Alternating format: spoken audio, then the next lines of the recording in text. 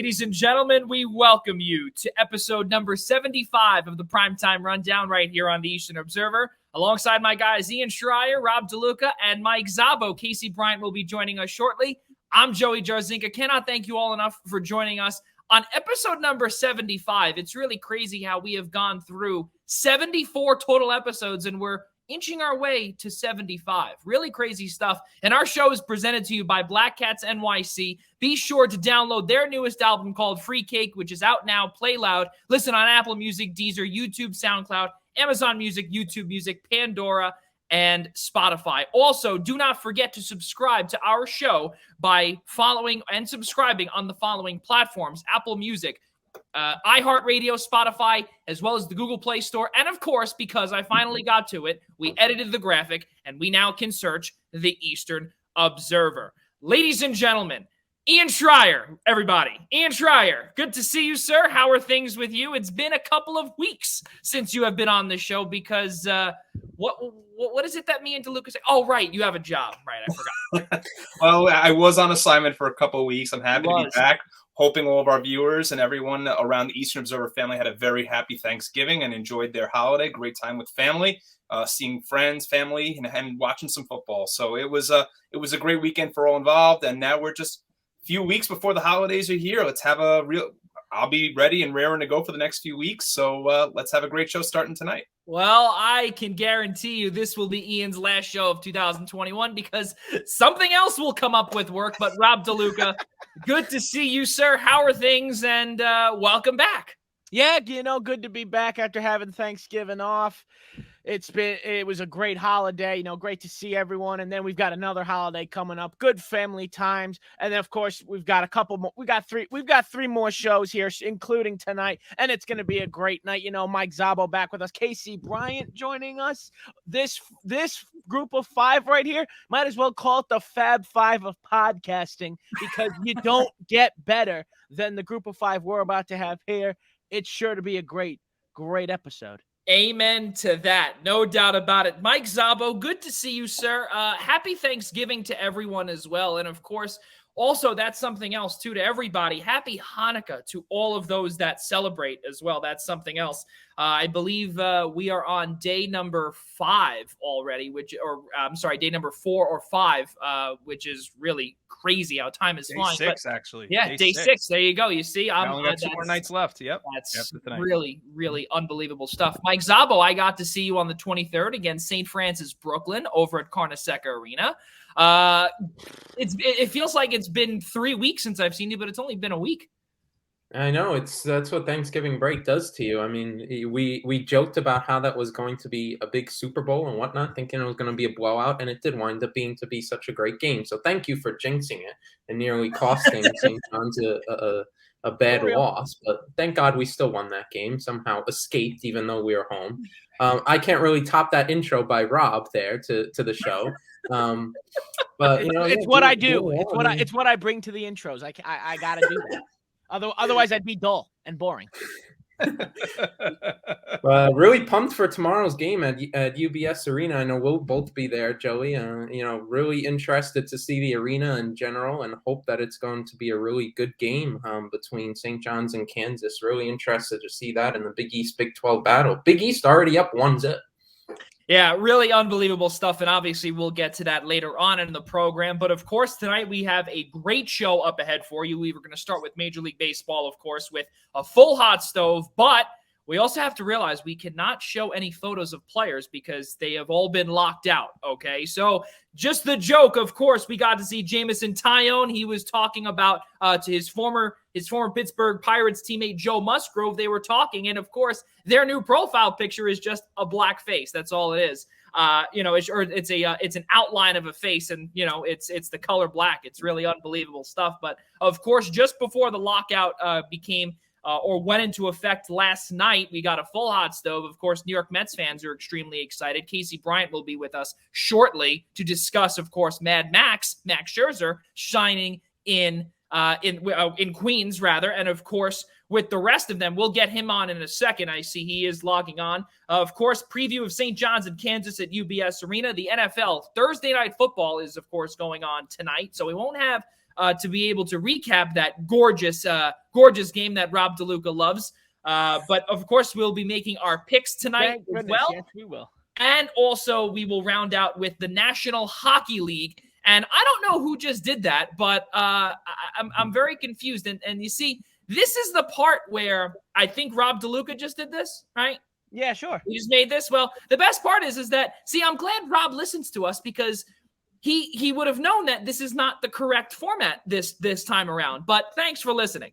And of course, we're going to have a segment of uniforms because Casey Bryant is with us. And of course, in the background there, he's got the uniforms present.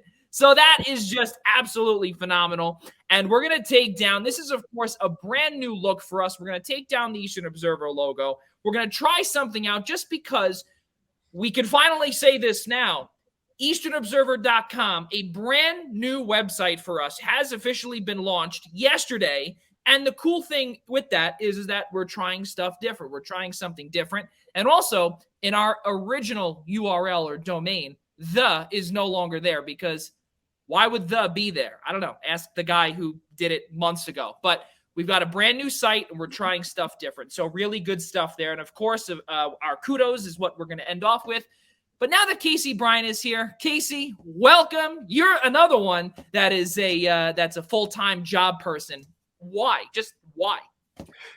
I wish I had an answer for you. My get rich quick schemes have not worked yet, but I'll be sure to keep you posted. I feel like the next pyramid scheme that I come up with is going to be the one that really. But I tell you, like it's funny, like. I'm leaving work because through the glory of time travel, I'm out on the Pacific coast, so I'm 3 hours behind all of y'all's. So it's very trippy. So greetings from the past. Let me know if anything interesting happens in the future. Well, ladies and gentlemen, the good thing, though, is that it took us about 6 minutes to really get our intros done. So the good thing is that Casey Bryant now will be able to get to talk about Mad Max and the signings that the New York Mets have been all about the last couple of days. Let's start off here with Major League Baseball and, of course, a full hot stove recap. A little bit about the New York Mets, of course. We got a chance to see Steven Matz and his agent, quote-unquote, spurn the Mets, and that pretty much put Uncle Steve Cohen, if we call him, owner of the New York Mets, on an absolute Twitter tirade, and from that point forward, we got a little glimpse of what the 1990s were all about with George Steinbrenner. And the best part about it is that Steve Cohen has about 14 billion reasons why he was able to spend a lot of money on the following players. Max Scherzer, 3 years, $130 million with 4 platinum seats as well. That was included there, in addition to multiple incentives. Mark Canha, an outfielder who recently played with the Oakland Athletics, 2 years, $26.5 million. Starling Marte, 4 years, $78 million. And, of course, Eduardo Escobar, former All-Star, who will be playing the infield, 2 years, $20 million. Ian Schraier, how happy are you to see Steve Cohen not going down the clearance aisle like how the Wilpons did in years past, and they would try and, do something in regards to, trying to spend, but they would get it on Robinson Cano and Edwin Diaz. And now Steve Cohen's actually doing something that Mets fans have been yearning for so many years. Well, Joey, thanks for bringing up the bad memories again of Brody Van Wagenen trading for Edwin Diaz and Robbie Cano. I appreciate that. You Yankee fans just can never let the bad moments of New York Mets history slide, can you? No. Can you? Well, I think if you go back to last off season, Joey, and look at the $341 million they paid Francisco Lindor, and you knew that the tide was going to change with Steve Cohen. I mean, you needed proof of that because the guy was coming in with 14, was walking into a franchise that had not spent money over the past 20 years. You needed a contract like Lindor's for him to prove, hey, I have this money, I want this team to win. And it's great to see someone who's a former fan of the team that has that kind of money that is willing to spend on those types of players. And even after everything that took place on social media, even after the fact, I believe it was at the Billy Epler announcement had said, "Oh no, I expect to take a step back." In social media, 24 hours later, he's posting a very vague comment about that he wasn't too happy with the player's agent, and we were all wondering who that player might have been, or who he was talking about or alluding to. No, he had said, and I believe Jack Ramsey, who was a guest on our show a while back, had said that when the Mets wanted Max Scherzer last year at the trade deadline, that Steve Cohen was physically upset, like he actually slammed his table or acted out in some kind of tirade that he was upset that the Mets didn't end up with Max Scherzer at the deadline last year. He didn't go all Bills Mafia on his desk. But no, this is this was important for the Mets. I mean, they lost Noah Syndergaard, they lost. Obviously, Steven Matz has been gone a year. Marcus Stroman is now in Chicago, and to go out there now and have a rotation that's probably the best one of the best 1-2 punches in all of baseball, arguably maybe the best, with two guys that have won a combined 4 Cy Young awards in the last 5 years goes a long way. Great to see them sign after losing guys like VR and Pilar and Jose Peraza. To go out there and sign guys with more experience that have put up better numbers lately, like an Eduardo Escobar, like a Mark Canha, and then to go out there and finally get a center fielder. When was the last time the Mets have had a true 5-tool center fielder and go out there and get Starling Marte? So these were all moves that the Mets needed to make. They came into this offseason with a lot of holes that need to be filled. There are still holes that need to be filled. We'll have to wait until after the lockout to see what happens, but they're certainly off on the right foot this offseason. Yeah, there's no doubt. And also, as Casey Bryant said earlier, he is on the West Coast. He hasn't missed anything yet, time traveling or anything along those lines. He is out in the Pacific Northwest. So now, Casey, back home at your home here on the East Coast, your New York Mets, as we brought up just a few moments ago, completely took over the free agent signings. What did you see here from Uncle Steve, and what did you like about it that kind of made you proud to be a Mets fan?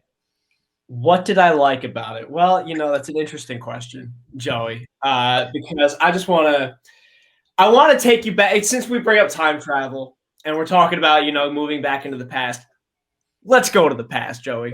Now, let's look at an article almost 10 years to the day about the New York Mets bolstering their pitching options, shall we? The Mets were really in dire need of revamping their rotation. So who do they go out and get? They get their number 2 and their number 3 starters. That's right. Chris Capuano and Taylor Buchholz joining the New York Mets. That's what we used to be dealing with. You want to take a look at the 2009 New York Mets? The 2009 New York Mets are coming off of 3 straight years of either playoff or near playoff contention, and they needed to bolster their team. So who do they go out and get to join that middle of the rotation? Your 1-2 punches, Santana and Mike Pelfrey. Not great, but, you can work on it. Your 3 and 4 starters added were Levon Hernandez and Tim Redding. Okay? In 2017, again, 2 years of the World Series and the wild card. And in 2016, you made the wild card game when Bartolo Colon was your number 1 starter, both in terms of starts and wins. So 2017, you're like, all right, we can build on this. We can really improve. We just need to, we need to look somewhere for a starting pitcher. Well, good news, guys. We got 2 for you. How does Robert Gazelman and Rafael Montero sound for you? 40 starts between those 2 Bozo the Clown ripoff artists. I mean, so what is there to like about Max Scherzer? Max Scherzer. Next. Casey, I got to say, though, it's nice to see your apartment still standing, though. This is just one specific room. I'm actually in the closet that survived the blast. If you pan out from this little box, there's nothing. Mike Szabo, of course, we were discussing as New York Yankees fans, it's so tough to see with Uncle Steve Cohen pretty much going the direction that George Steinbrenner would go in many years ago when we were children. And now we are seeing Hal Steinbrenner take the route of really staying under the luxury tax, staying at $210 or so million. And now he is seeing the crosstown rival in the New York Mets pretty much doing what his father did many years ago. What is it now about this Mets team that will probably propel them over the Yankees, or do the Yankees still have that advantage? They have that advantage if they want to have it. You mentioned the name Hal Steinbrenner. I just cringe every time I'm hearing the name lately. But the Yankees have that advantage if they want it. They're the New York Yankees. They're a brand and whatnot. Nothing's changed about that. The thing that's changed about the Mets is you have new ownership, and we constantly compare Steve Cohen and George Steinbrenner lately and the spending spree. Because why? George Steinbrenner was already a businessman. He already made his money when he bought the Yankees, so he treated the Yankees like a guy treats his boat that he takes out on Saturday. It's his hobby. Right. He throws money into it and whatnot, and doesn't really care what happens to it. Hopefully, it all works out. You have the people who could run it well. Steve Cohen's the same way. The guy's already made tons of money. He's worth $14 billion, and then he just walks into the Mets. He has the money, can treat it like a hobby. At this point, Hal Steinbrenner, he's got it handed down. He had daddy's money handed down to him, and the company handed over to him once George was gone. So his finances are really dependent on what the Yankees do. They have no outside sources of revenue or whatnot, so it's all depending on what the Yankees do. So unless Hal Steinbrenner really wants to get serious and use the advantage that the Yankees have, the Mets are certainly going to start surpassing the Yankees. I mean, not really soon, but Steve Cohen keeps on doing the spending, the quicker they will surpass them, because Steve Cohen's shown that he's willing to do whatever it takes to win. And you said it also, is that George Steinbrenner had already made his money. And this whole thing here with Steve Cohen, it's near identical. Cohen's already made his money. He's a hedge fund guy. He's got tons of money off of Wall Street, and he's got $14 billion from it. And now what he's got now is literally a little toy, that exactly what you said, that George kind of treated the team like his boat. That's exactly what Steve Cohen is doing in terms of treating his team like a boat, but he's got a lot more money to work with, obviously, $2021 compared to $1975, $1980. But it doesn't matter. Years ago, it was pretty much the same thing if you look at it. Rob DeLuca, you as a Yankees fan, how tough is it to see in Queens what they're doing here? I mean, look, it's what the Yankees, as Mike said, it's what the Yankees did for 20, 30 years when George Steinbrenner was alive and in charge. So it's nothing. This is nothing new to see from a team in New York. It's just new to see because it's coming out of Queens instead of the Bronx. But nonetheless, the fact that the Yankees have done actually nothing is what is astounding most Yankees fans, because they're used to the money spending. They're used to let's go get those big names, and all the big names are basically everywhere else and not in the Bronx. So there's only a couple of big names left. Granted, the Yankees should have to do this by need as opposed to let's just get the next big thing, but they really need to look into like a Trevor Story, or they need to look into a Matt Olson trade. But right now nobody's doing anything right now because they can't, and they probably won't be able to for several weeks, I would presume. But we'll have to wait and see how that goes. But when you think of a grand total of 37-minute meetings between 2 days, a grand total time of 37 minutes between 2 days, you can't say they're close to any deal anytime soon. So we'll just have to be patient and wait it out. But nonetheless, it's fun a little bit, because it's fun to see the Mets doing this, because now it can bring excitement to the Subway Series. It'll bring excitement to baseball in New York when the Yankees, if the Yankees do nothing, will inevitably choke everything away. So it'll leave excitement in New York because the Mets will step up. So it's exciting that the Mets are now spending the money and competing with the Yankees for the baseball team of New York. So it's funny because you bring up the fact about the Yankees potentially going out to spend for a Trevor Story or a player along or a Matt Olson. But again, what we've brought up on this show is, right now they're trying to go with their youth. They're trying to move a few pieces around. And there were some names such as potentially Corey Seager, but that name got off the board rather quickly. 10 years, Texas, $325 million just a few days ago. Same thing went with Marcus Semien from Toronto. He bolted for Texas, 7 years, $175 million. And the same went with Robbie Ray, who did not get the money from Toronto, but instead got it from Seattle, 5 years, $115 million. Kevin Gausman went to Toronto from San Francisco, $110 million. We brought up Noah Syndergaard last time. Mark Melancon last night, or actually earlier today, 2 years, 14. No, it had to be yesterday. 2 years, $14 million. Marcus Stroman, 3 years, $71 million. James Paxton, 1 year, $10 million. Javier Baez, 6 years, $140 million. Now, obviously, we can go on and on about all of that, but I want to ask all of you guys, and I want to start with Casey first here. Which team before the lockout really made not only, and all bias aside, all joking aside, made probably the biggest moves that could potentially move their scale in terms of their win percentage and even win total in 2022 if there is a season?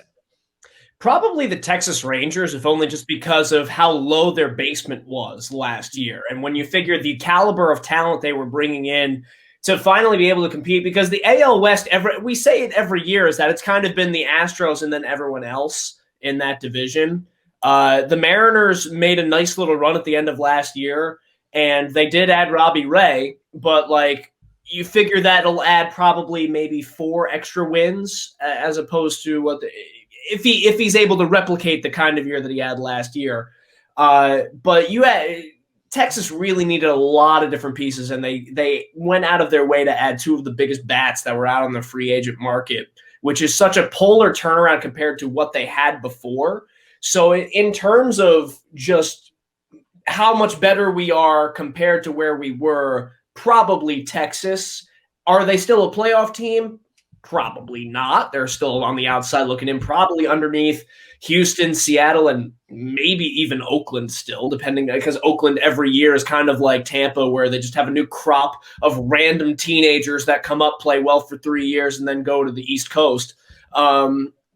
So probably Texas would be my answer there. Yeah. And I think to piggyback on what Casey's saying, I'm sorry there, Joey, is what makes it so interesting with Texas, because Texas was also going to be my point, was they had decided, we all thought, that with a year of control, when they traded Joey Gallo to the Yankees at the trade deadline last year, that we knew that the Rangers were already in rebuild mode. We knew that the Rangers weren't winning last year. I mean, we thought that the Rangers were probably no more than a 50-win team, and that was probably being pretty kind about it. Yeah. So to go out there after you traded Joey Gallo with a year of control still left, and go out and sign 2 of the prized infielders on the market in Corey Seager and Marcus Semien to big contracts. I mean, they still got they still have serious question marks on the starting pitching side. So, I mean, but the fact to go out there after the Gallo trade and now this offseason to sign 2 big prize free agents. Yeah, I think Casey's right on the money, but it just makes the Gallo move now such a head scratcher. And not only that, too, I forgot to add the name, of course, John Gray, who signed a 4-year, $56 million deal.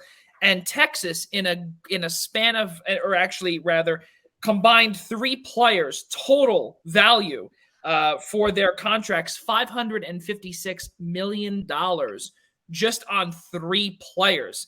Is this something of really concern, Mike Szabo, especially now with other teams in the AL West, like a Houston, who is definitely going to lose Carlos Correa, who flat out said he was not going to return. He already ruffled feathers with Yankees fans, and who knows, maybe even Yankees brass, by talking about the captain and saying he didn't deserve all of those gold gloves.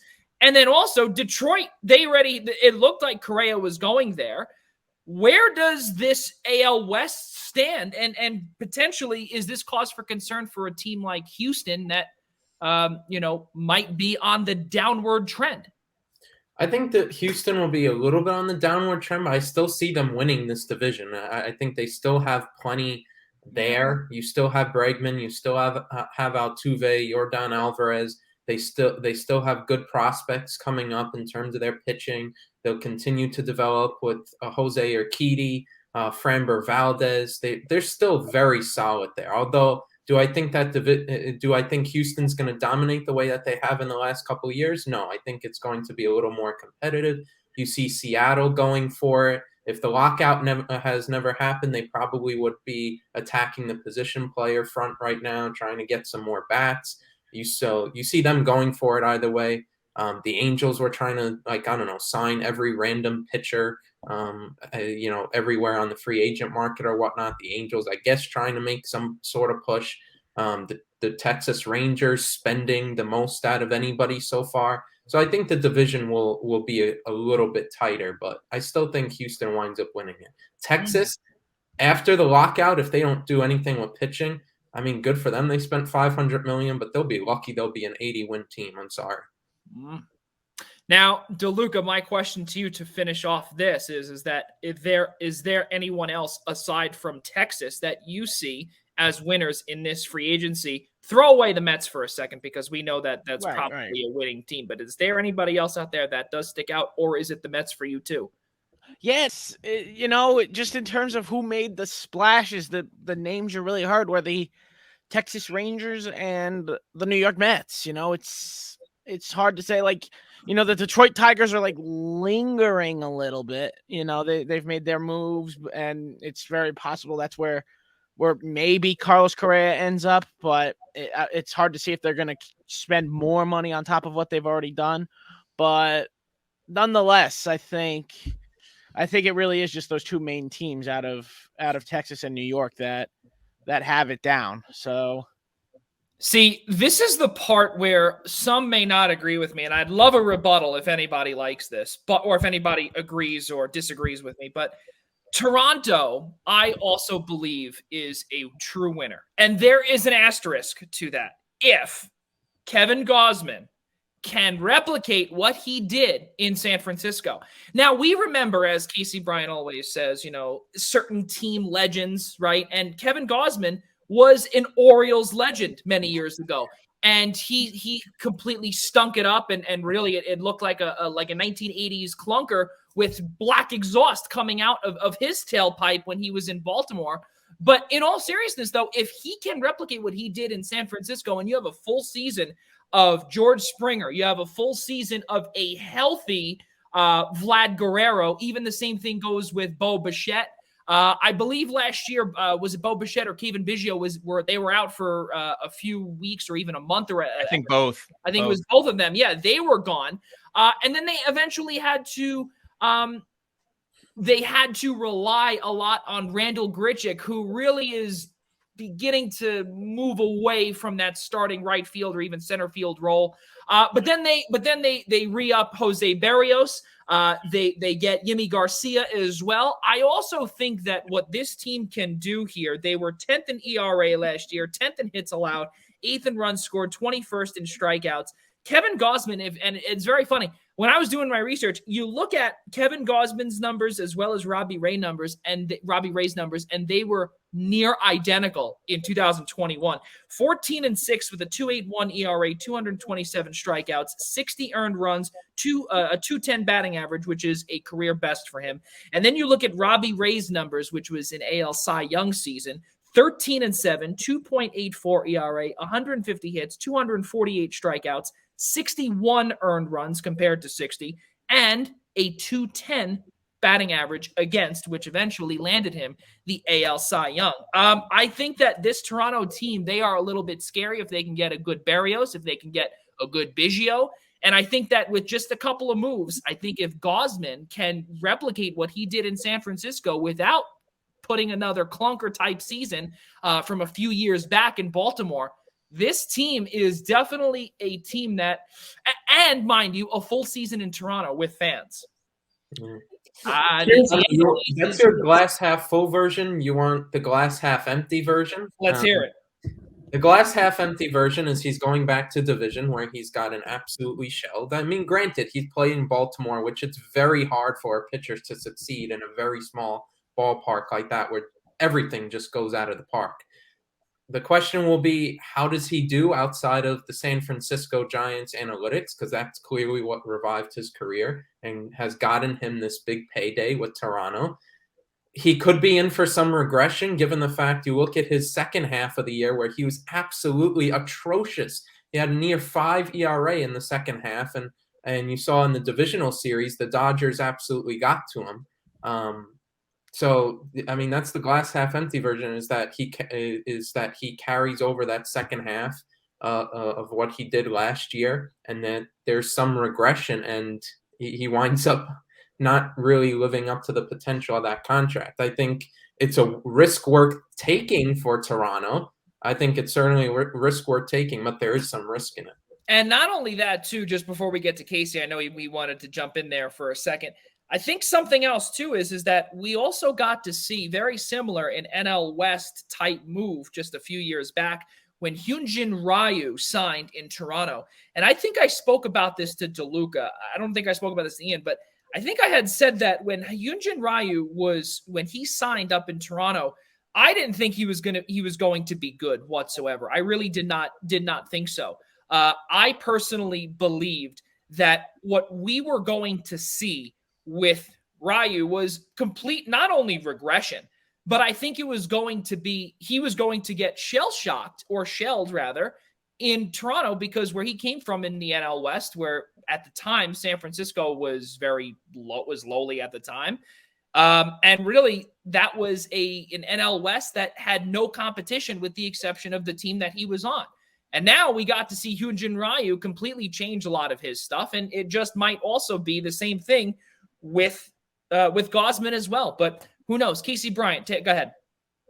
Yeah, I think that it all depends on what Kevin Gausman is going to be called upon to do for the Blue Jays. Because, he's been in the AL East before, didn't work out too well. And last year he's playing in a decidedly worse offensive division in the NL West. He faced a lot of the Rockies and the Diamondbacks, and faced the Padres more than anyone else. And the Padres have a good lineup, but they underperformed across the board, and they were missing a lot of their key guys for most of the season. So in order for Cincinnati Reds legend Kevin Gausman to really have a success story out in Toronto, he's got to be really seen more of as the 3 starter. I would like to see Alek Manoah kind of step up and become the number 2 starter and slide in there for the Blue Jays, because then you could have Berrios and Gausman relied upon for depth pieces, and they would then replace Steven Matz as opposed to having to replace Robbie Ray. I understand it's kind of weird to be like, all right, he's replacing that guy, not that guy, when ultimately it all comes out in the wash. But psychologically, it does make a difference where, like, if you're getting Kevin Gausman in place of Steven Matz as your depth piece, that's a really good move. If you're getting him to be your number 1 ace stopper, he's going to go in the AL wild card if we make it, that's a little dicier. And that's a situation that I'm sure Yankee fans will be able to empathize with, because they've had a lot of really good 3 starters over the last 10 years and not a whole lot of stoppers. Well, yeah, I think, and I think, Casey, that, and I want to go back to Mike's point about glass half empty, half full. I think for the Blue Jays also, someone who hasn't been healthy and is still very, very young and came up through the system is also Nate Pearson. They haven't gotten a full season out of him just yet, and he showed a lot of promise a couple of years ago when they brought him up. But with regards to Mike's point about the glass half full, glass half empty, it's not just a Kevin Gausman thing. It's a Hyunjin Ryu thing. It's a Jose Berrios thing. It's an entire, with the exception of Robbie Ray, Toronto Blue Jays rotation thing. I mean, if you look at their numbers overall, I mean, they weren't anything to sneeze at, but they also weren't the numbers that I think the Blue Jays were expecting these starters to put up when they acquired them for the type of player that they were. And I think that's a part of it. And obviously the health of their lineup was a big part of it. I'll be the first to say it, that I thought the Toronto Blue Jays were a favorite coming into the season last year in the AL East, and they underperformed across the board. Granted, a lot of it had to do with health, and a lot of it had to do with underperforming pitching, especially in the bullpen. So I think I think Mike's point is right on, and I think Casey's point is right on. I think I think Gausman is a huge piece for that. I think, to what Casey said, trying maybe to drop him down, have him and Barrios, serve more in-depth roles where they can rely a little bit more on their young guns to kind of complement Hyunjin Ryu. We'll see. I think it's that's really what it's going to come down to. I thought Mike and Casey really hit on the points well. Yeah, I mean, again, and this is something else that I also want to look at too, just rather quickly, and this is the part where I want to end off too. You brought that up too, but I can't stop looking at the National League side, and I can't stop looking at what the Mets have done. And I think just by adding those three pieces, and really, I would not be messing around with Steve Cohen anymore in any regard, because if you start doing that, there will be an entire spending spree, and it's going to be in the Mets' favor. It's really not ideal, but I don't know. We'll see. I mean, again, me as a Yankees fan, but really kudos to them with that. Let's move on here. Ian Schraier, Mike Szabo, of course, Casey Bryant, ladies and gentlemen. Rob DeLuca had to step away for a few moments, non-COVID illness. We do hope that he is okay. If he does come back on, that would be great. But if not, we completely, of course, understand. Excuse me. I think it's a classic Yankee fan that all of a sudden he starts hearing about the Mets and Blue Jays getting good, and all of a sudden, he has to run away from the screen. What a big Well, we'll see. We'll see if that is the case, but we have not seen him in the last 5 minutes, so we'll see what goes on there.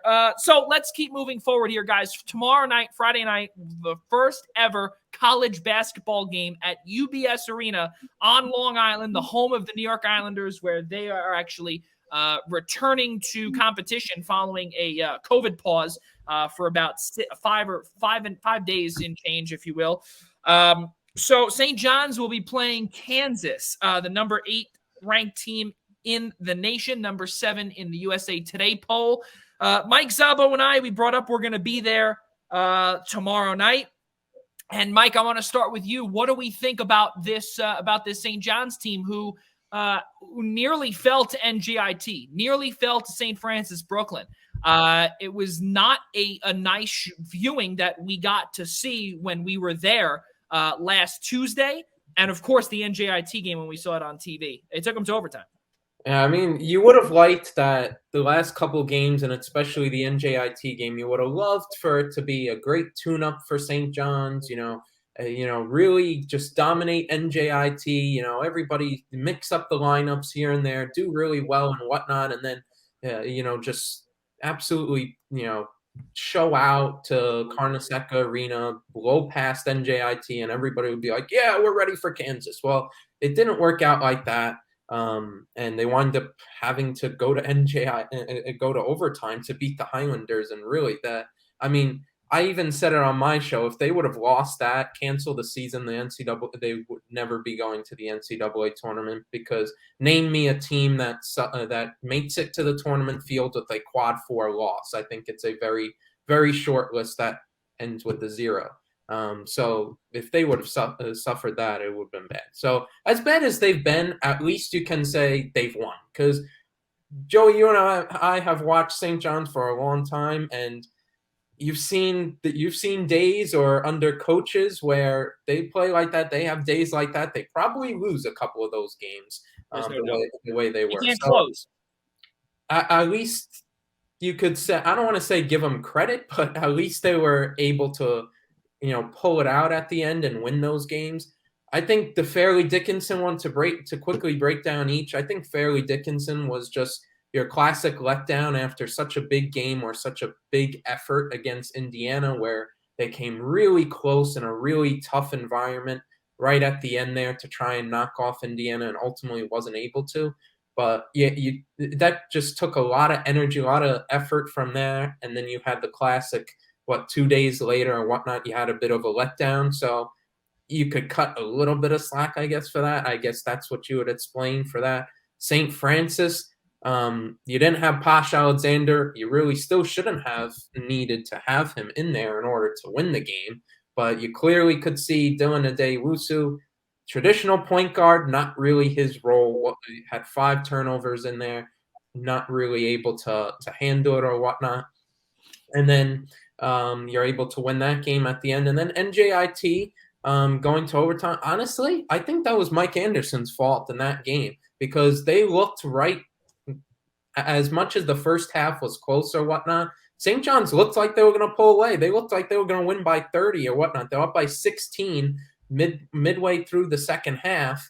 They were doing really well and whatnot. Went on a run, and then Mike Anderson pulled the three best guys in that game, believe it or not. Isaiah Niway, Joel Soriano, I believe, was pulled for a little bit. Julian Champagny as well. And all of a sudden, the lead evaporates. The 16-point lead evaporates. The Highlanders start coming back, and it goes to overtime. So honestly, the last game, I fault Mike Anderson a little bit more. I don't know why he went to his bench like that, or he didn't even burn timeouts to stop the NJIT run. So that's what I attribute it to. But I think also it's the fact of, I hate keep on going on this, but the schedule, and that there's not as much atmosphere. The energy is lower. And I mean, frankly, they want to play in these type of games that you're going to see tomorrow night against those caliber kind of opponents when you're in a year where you expect to be, or you're hoping to get to the NCAA tournament, game after game inside Carnesecca against, sort of these local teams that you are expected to win by a heavy margin, kind of gets on you a little bit. So if they're going to be able to test Kansas by any means tomorrow night, they're really going to have to play a hell of a lot better than what we've seen in the last couple of games. Ian Schraier, you've gotten a chance to work a couple of St. John's games. You've seen what we've seen, where this St. John's team has almost lost to Fairleigh Dickinson, where they've almost lost to St. Francis Brooklyn. They trailed going into halftime in that game by almost 13 points. I mean, I don't really know how much more there is to say that, and especially too, we've brought this up in our group message as well, how the Pittsburgh game really is now meaningless heading to the Gotham Classic in the next couple of weeks. How this game now becomes so crucial after Indiana, after that contest where they lost by 2. What do you see here heading into UBS Arena tomorrow? And obviously we know about the raucous environment in Carnesecca Arena, but what do you expect at UBS? I think for St. John's, they just got to try not to get embarrassed. I mean, Kansas is a team that came in as the number 3 team in the country. I believe they're number 6, number 7 in both polls right now. And they're a talented team. Bill Self, as much as they may underperform, they're a blue chip team, a blue chip program for a reason. Should be a great night at UBS Arena in Elmont tomorrow. I think the key for them is going to be the matchup down in the post between the preseason All Big 12 player and David McCormick against Joel Soriano. I think we've seen Soriano start to come out and start to play a lot better the last couple of games for the Red Storm. I think aside from Julian Champagny, he's really been the one big bright spot, for St. John's, and someone that they need to be producing because they're just not shooting efficiently. They're turning the ball over at an absurd rate. And they're doing it against teams they have no business, as Mike said, doing it against. And I know we want to sit here and talk about, are they a tournament team? Are they a tournament team? And we got a long way to go. We haven't even hit Big East Conference play yet. And the fact that St. John's is only, and usually we only use this word in the NCAA tournament, surviving against teams like FDU and NJIT and St. Francis Brooklyn and I mean, who knows? I still think that game against Colgate in a week or so is going to be at Carnesecca. Is just going to be so big for them. It is a huge question mark. And look, I know the reputation precedes St. John's. They get up for the big games, the Villanovas, the Dukes, and so on and so forth. So there's every reason to believe. Hey, you know what? They'll give Kansas a game. But I think for St. John's to be playing down to your level of opponent, if you want to call it that in their case, and then to come out and potentially play well against Kansas. It's hard to have that conversation, even Mike, about them being a tournament team because they're not playing like they deserve to be a tournament team. And when you look at RPI and you look at all the numbers and you look at strength of schedule, I mean, the number of tier 4 teams that they're playing year in and year out. And I know we can have this conversation for days end on their scheduling issues. And I know Zach Braziller and other members of the media have gotten on Mike Anderson for the scheduling for that we've seen at press conferences. And God bless Coach Mike Anderson defending it and saying that these guys have players too. But I mean, you could look at Seton Hall's schedule. You could look at Villanova's schedule. You could look at anybody else's schedule in the Big East outside of DePaul, maybe.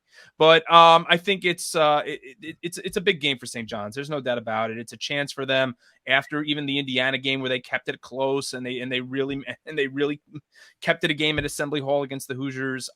It's an important game for St. John's. There's no doubt about it. But ultimately, I mean, you want that win. It would be a hell of a tournament builder. It's going to come down to just strictly on these results alone that we've seen early on in the season. It's going to come down again to Big East tournament play, a Big East conference play for St. John's. And if they're surviving against NJIT in overtime and trailing with 6 minutes left in the second half to St. Francis Brooklyn, I don't want to know what those results are going to look like come January, in the dog days of January and February, when this team needs results against Marquette and Providence and Villanova and UConn and so on. I think what Mike brought up earlier, I think was massive, was that a lot of these second half, really, I would call them snoozers almost, where they basically come out of the locker room at halftime, whether it be up or down, they really just cruise right through that second half. And I think what Mike pointed out was really good is that they're actually finishing this time around. They're finishing everything. And now we've gotten to see where Julian Champagny has come out completely and taken, or rather has come out completely and taken the bull by the horn all by himself and has basically been the closer in a few of those contests. That's great. But who is the 1A or the number 2 guy who could potentially do that? They don't know yet. And from what we've continued to see, Mike and Ian and Casey, is that a lot of what has gone on with this St. John's team is that there's only 3 returners. We say this ad nauseum, but the problem is that after a while, we do not know how this is all going to work out with this team. We don't know how they're going to finish. We have no idea what this defense is going to look like. We have no idea what a full 40 minutes with a full healthy roster and a rotation of about 11 players is going to look like, with one of the best teams one of the best transition teams in all of college basketball. I don't know how that's going to work out. And especially with Aaron Wheeler, Joel Soriano, those 2 guys have to be better. And I can't fully blame the likes of Aaron Wheeler because he's not getting enough time. That's the whole thing. That you blame. But I think going there. But I think with Soriano's playing better. But you also need more contributions from guys like Steph Smith. If he's going to be your number 2 point guard, Montez Mathis, he's your transfer from Rutgers. Tariq Coburn, your transfer from Hofstra. I mean, look, when we were talking St. John's preseason, we were talking about all these names and how long it was going to take to build up chemistry. Now, this is a team that you said only 3 returners, and we're still waiting for St. John's to build up chemistry. The question that then bugs me is what is happening in practice? Are these guys struggling to gel in practice? Are they going, are the walkthroughs not good? Is the prepping, is there something going on when they're watching film? I mean, something's not righting the ship. I mean, look, we can go, St. John's can go out there tomorrow night and then lose by 2, and we're all getting excited about St. John's with Big East play impending, and then they come out and put up a stinker against Colgate, or against Pitt. So it's really, I mean, you in this Colgate game, I love it. Listen, I'm not, but I also that's not even the next game up. I know, but I also threw Pitt in there too. But like it's important for St. John's, and the fact of the matter is right now is that even you're not getting even the same contribution you got last year from Dylan Adaiwuso because he's coming off an injury. You're not seeing that right now, so it's really they're almost just the same 2-headed monster in Posh Alexander and Julian Champagny that we saw last year. And I think teams are going to, listen, you're going to learn to contain Champagny and you're going to learn to contain Posh. They're going to get their points, but at the same time, in crunch time, you learn to clamp those guys down. And I think that's where guys like that, the transfers that they've brought in have need to shine. So just want to read a key quote from Mike Anderson from today's media availability this afternoon. Quote, on the keys to the game versus Kansas, We're going to need everybody on board. He knows that. We're going to need to defend. Kansas is a team that likes to get out in transition, which is what we brought up. They have great size and guard play. We have to defend and keep them out of the lane. That's really where they do all of their work. One thing about Kansas teams is they are not going to beat themselves. We are going to have to step up our productivity defensively and offensively as well, which goes without saying, of course. It's really, really tough to see what goes on with this St. John squad. Mike Anderson against Kansas in his lifetime, 1-10 overall. That's definitely something that is not a good thing there. And of course, I think the cool thing too, Mike, is that what we heard earlier, 22 credentials for some NBA scouts over there. I have a feeling a lot of it's for Kansas, but a little eye on Julian Champagny, of course, or maybe some to see the new building. Yeah, I mean, I guess when you see that, I frankly, I think that's the most that I have seen in any game that St. John's has been a part of so far in the 4 years. But, I mean, even if it is all for Kansas, the scouts are there one way or another. It is always an opportunity for anybody who wants to showcase themselves, and especially Champagny as well. I think it's going to be an interesting game. I think St. John's, as much as we want to criticize their play, and it's all well and good, I mean, they have been bad. Certain guys haven't been playing as well. They haven't gelled as much. I think the coaching staff is kind of really figured that this team will be a little bit farther along in terms of chemistry and how good they're playing than they are now. So I think injuries have been a factor as of that. Tariq Coburn was sick. Rafael Pinzona has a fractured finger. So Dylan Adey he'll be returning tomorrow. Preseason training. So he had injury. So he had a multitude of different factors that sort of affected these things a little bit. I think also like the fact that the last couple games in Carnesecca, they always play down to their competition a little bit. It's kind of like you kind of get too much into the mindset. I know Mike Anderson does not want to, we play what's not looking at who's on the back of the jersey, what's the name on the jersey or whatnot and all. I'm sorry, it is a factor.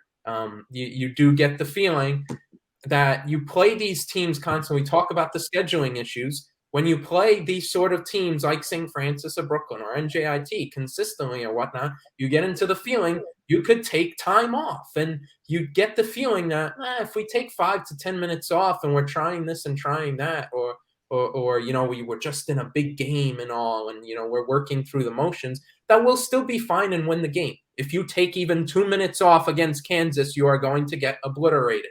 So I think the fact is they've been in a shooting rut. Maybe you're in a different building tomorrow night. Maybe they give Kansas a little bit of a game.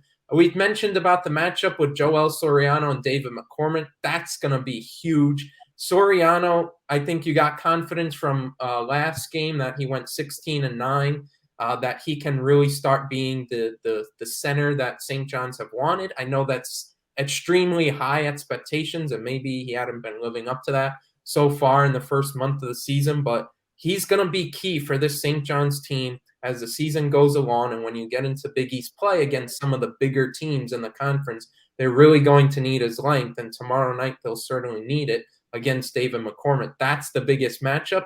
One other matchup we also got to highlight, Joey, our old friend, Remy Martin. We can't get rid of this guy. Yeah. This is the fourth year in a row that St. John's are going to take on Remy Martin, of course, the transfer from Arizona State. I saw a funny tweet. Some St. John's fan was saying it was like Remy Martin is like the clingy ex you can never get rid of, and I just thought it was so bad. But yeah, they're seeing him once again. Remy Martin versus Posh Alexander. Get your popcorn out. That is going to be a fun matchup to watch between two really good guards.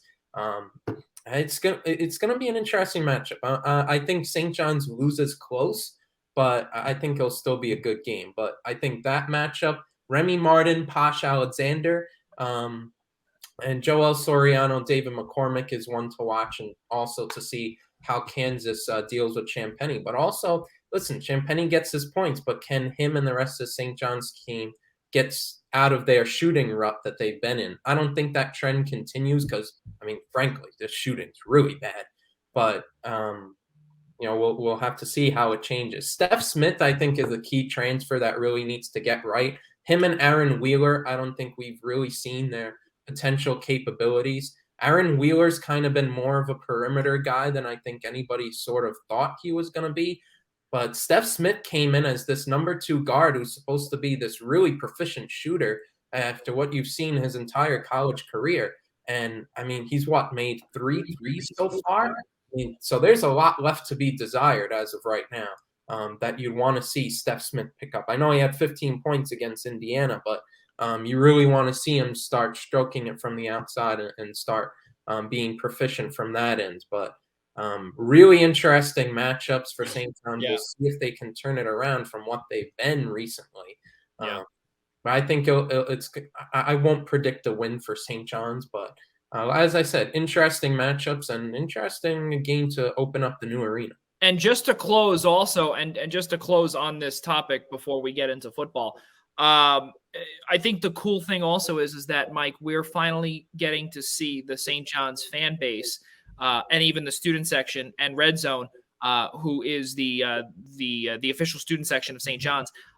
They have completely sold out the student section, which is crazy. And on top of it, for the Islanders fans out there, they also opened up the tailgate bar section, which is like the supporter area, section 329, section 228. They opened up like 6 or 7 sections in addition to the entire lower bowl, and 5 of those 6 sections are already sold out, which is really crazy. And right now, it looks to be a quote unquote sellout crowd, if you will, because the remainder of the building will have the tarp down, of course, over the 300s. But it's really remarkable to see that even though it's relatively close mileage-wise, traffic-wise on a Friday out here on Long Island and in Eastern Queens, it's definitely tough. And because of all the construction that's going on over at Belmont, especially with the MTA and the Long Island Railroad not up to par yet or up to speed, we'll see how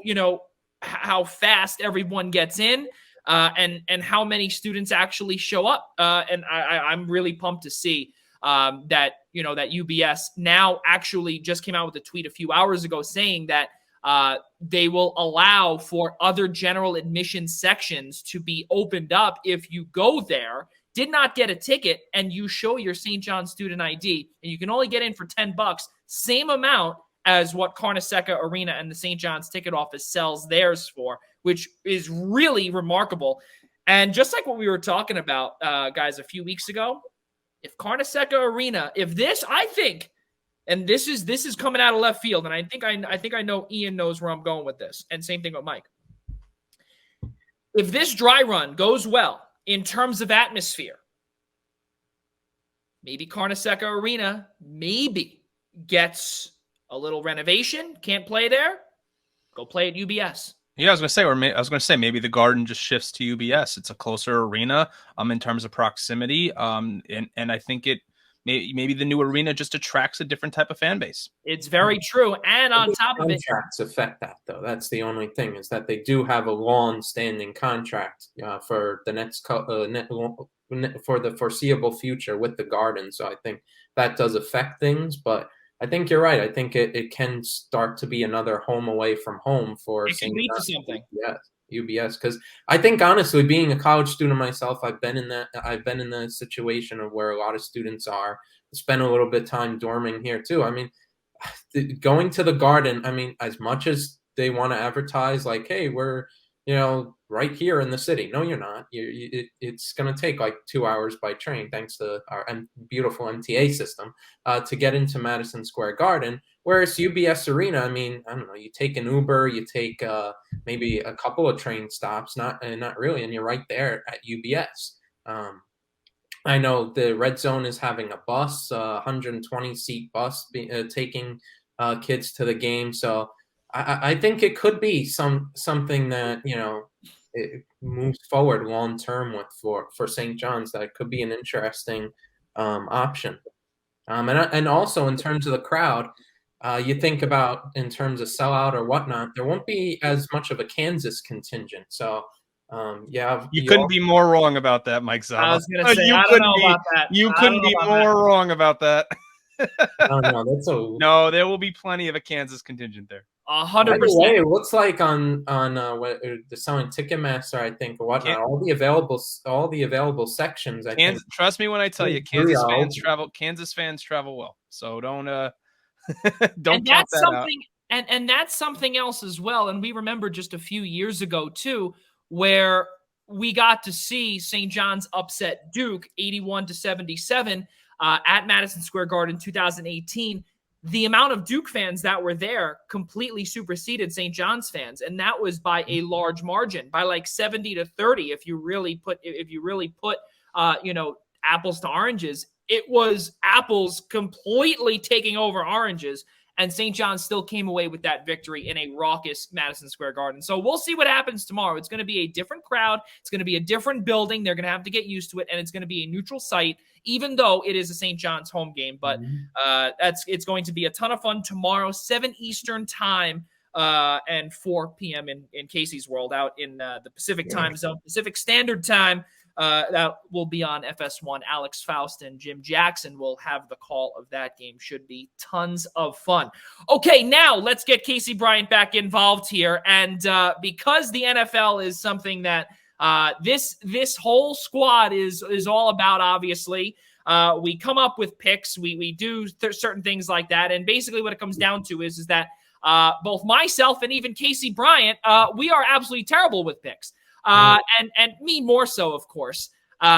Casey loves to talk to the football gods and say, hey, I'll pick the Detroit Lions. Happy Thanksgiving. And Casey, I want to start with you here. Week 12 recap, we got to see the Detroit Lions. They choked at the last second. They lost 16-14. What do you think? I tell you what, I was seconds away from looking like a genius. I think if anything, if that had hit, that should have counted for 5.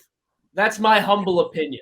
But I woke up that morning and I was looking around and I said to myself, life is short.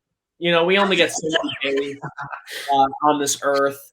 It wasn't meant to be. Why not pick the Lions? Exactly. Life is meant to be.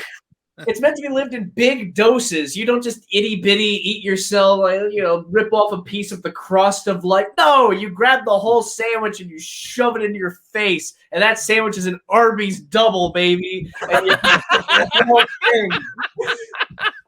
DC needs to become a brand sponsor or whatever for Arby's or whatnot. Arby's. I mean, I've never seen somebody broadcast and advertise Arby's so much ever. Well, I think you are up a nihilistic worldview. You can just, say F it, eat Arby's. You see, sports are meaningless. Eat at Arby's. Exactly. And see, Mike, that's the thing, in that regard, our good friend Larry Protakowitz, of course, that's where it all started, where it was a show of the 5 of us. Mike a little late to the party on that one, but that is okay. He's finally getting to know and get some of the primetime rundown quirks out of the way, and that includes, of course, our legendary Casey Bryant saying, eat at Arby's, with a solid, large beef and cheddar. In addition to that, of course, our Week 12 recap, the New York Giants took down the Philadelphia Eagles, of course, and the reason why I bring that up here is because Rob DeLuca he does have a non-COVID illness. Thankfully, he's okay now. That's where I'll leave it. Obviously, in reality, Joey, it was some of those takes during baseball. They nearly killed me. All that Mets talk nearly. We all knew it. We knew it. And it's very funny because CB actually said it too. I did. I said as soon as the Mets and Blue Jays get good, DeLuca has to flee the scene. I'm glad to hear that. I'm glad to hear that you're feeling better and that the damage done was not done by an Arby's sandwich because they would. Arby's never hurt me before. Never done me no harm. Arby's is the healer of your pain as opposed to the inflictor. But anyway, that's our next commercial. Rob DeLuca, you got to see your New York Giants in person take down my Eagles. In addition to that contest and seeing the 6 and 7 overall pick going towards the Giants if the season were to end today, how disappointed were you when you got to see the Giants win that contest? Oh, it was the being there, Michael Strahan Day. Oh, having the Giants in our pool. Oh, it was all perfect. Beating the Philadelphia Eagles is the greatest feeling as a Giants fan. There's nothing better than beating the Philadelphia Eagles, really. Beating the Dallas Cowboys might be a close second, but beating the Philadelphia Eagles, it's glorious. No amount of tanking will ever justify losing to the Philadelphia Eagles. It's never okay to do that. Winning there, winning at home on our home field for Michael Strahan after the stinker they put up on Eli Manning Day against Atlanta, it felt a lot better to actually be on the win. And, you just knew the Giants were going to come together and take down the Eagles. That's how I came with it on the pool. That's how I came up with that easy victory. And Joey, I'm not sure where you're going with the solemn stuff. I mean, we're one game out of the playoffs. Yeah, playoffs? That is very true. Don't talk about playoffs. Believe it or not. All right. I got Ian talk. And it looks like we nearly killed Ian. And it looks even as a Giants fan, I can't get behind what the two of them are doing right now. And Ian literally had to walk out because he can't believe that those words just uttered out of Mike's mouth. And now that happened, you're sitting with the number 7 pick in the draft and you're one game out of the playoffs. How pathetic is the NFC, Mike Zabo? Oh, God. I mean, how much time do you have? I mean, good God. I mean, when you're 3 games under 500 at 4-7 and you're still in the playoffs, that is a sad state of affairs for the conference. I mean, you could say, oh, they're beating up on each other, but this is sad. I mean, the Minnesota Vikings, I believe, hold the last seed, and the Giants are 1 game behind them. And you've seen the Minnesota. I mean, they've actually looked really good at times, and it's like, and the Giants are 1 game behind that. I mean, good Lord. I mean, it's just weird. It's just really weird stuff that you're talking about. The Giants having a two top 10 picks as of right now, and still technically in it for the playoffs. It's just so weird. But as Rob said, it is always good to beat the Eagles, no matter at what state of affairs you are. You are in. You two just had to go to war in the survivor pool. It's all Joey's fault. I knew I was taking the Giants. It's Joey's fault. Yes, I think that serves you right for treating the survivor pool seriously. You guys, look. At the end of the season, I want published the emails that I send to Joey to make these picks because I put a lot of effort into all of them. I won't lie to you. There's been some real terrible emails that I've sent right as soon as I wake up in the morning. Those emails are absolutely phenomenal, CB, and those better continue coming. I cannot wait to see actually, no, since you're making the pick tonight, hell, you might as well just do it next week or whenever you come back on. That would be phenomenal. But, Ian, looking back at week 12, was there any other game that stuck out to you as we close out week 12? I mean, the NFL as a whole this year has just been so bad. I mean, you go from top down. I mean, a week ago, I was talking about how I was so certain that the Super Bowl champion this year was going to come out of the NFC just because the AFC is having such a down year with regards to the Chiefs not finding an identity. Derrick Henry's done for the year. I mean, I think the hottest team right now in the AFC, if you want to talk about a team that could contend in the AFC, how about the Indianapolis Colts? As hard as that must be a pill for Joey to swallow with respect to Carson Wentz. But Jonathan Taylor, I mean, he's arguably having an MVP caliber year. Sorry, Mike. I know I had to drop that again about Jonathan Taylor, but there's just nobody running away with this league. That's why a team like the 4-7 Giants coming into last week against the Eagles are quote unquote in the hunt. The league is just so bad. The competition level is, I mean, a lot of it has to do with injury. I mean, a lot of it is, the fact that Aaron Rodgers has been a point of speculation with regards to either his broken toe or whether he's vaccinated. So that's kept him off the field. That's kept, what's going on with the Buccaneers. Like, is Brady finally regressing at 44 or however old he is now? I mean, at one point I thought the Cowboys were going to be good, and then Amari Cooper goes down for 2 weeks, and they're not looking so hot.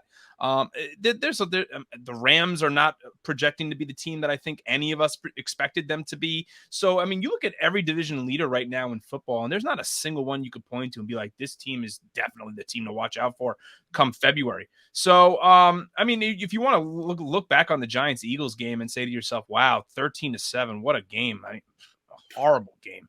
I mean, it was just terrible competition. I honestly came in expecting Jalen Hurts to, and I'll use the pun here, put a hurt on the Giants, because I think Jalen Hurts is just a tremendous athlete. And I think the Giants just do not look good. They didn't. I mean, I think Patrick Graham at this point has got to be looked at as defensive coordinator of the year one of these years. Like, it's not, even though the award doesn't exist.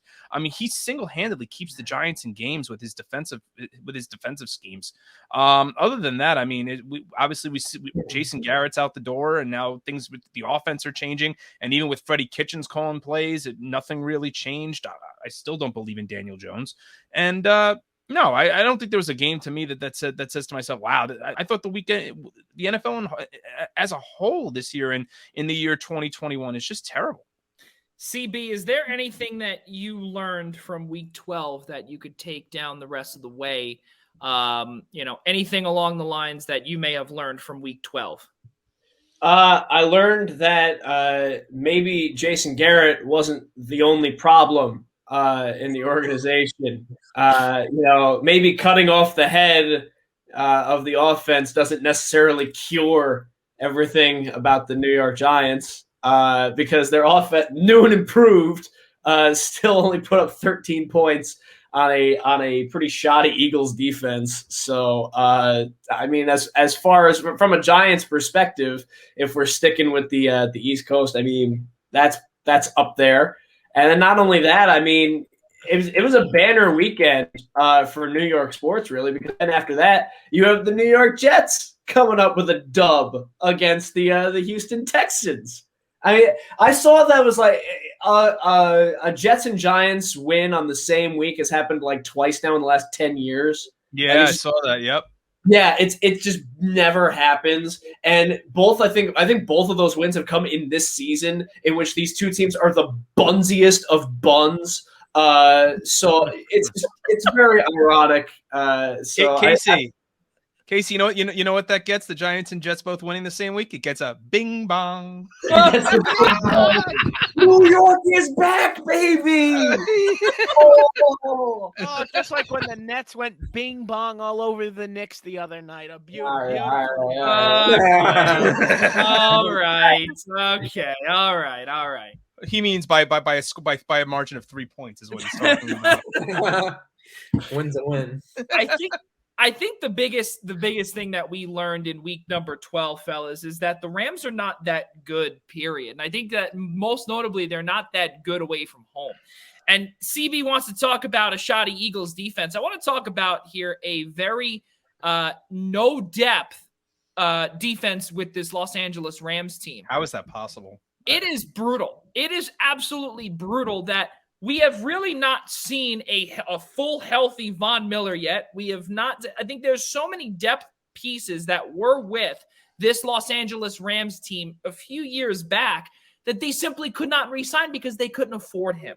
And now, or them rather, not only him, them.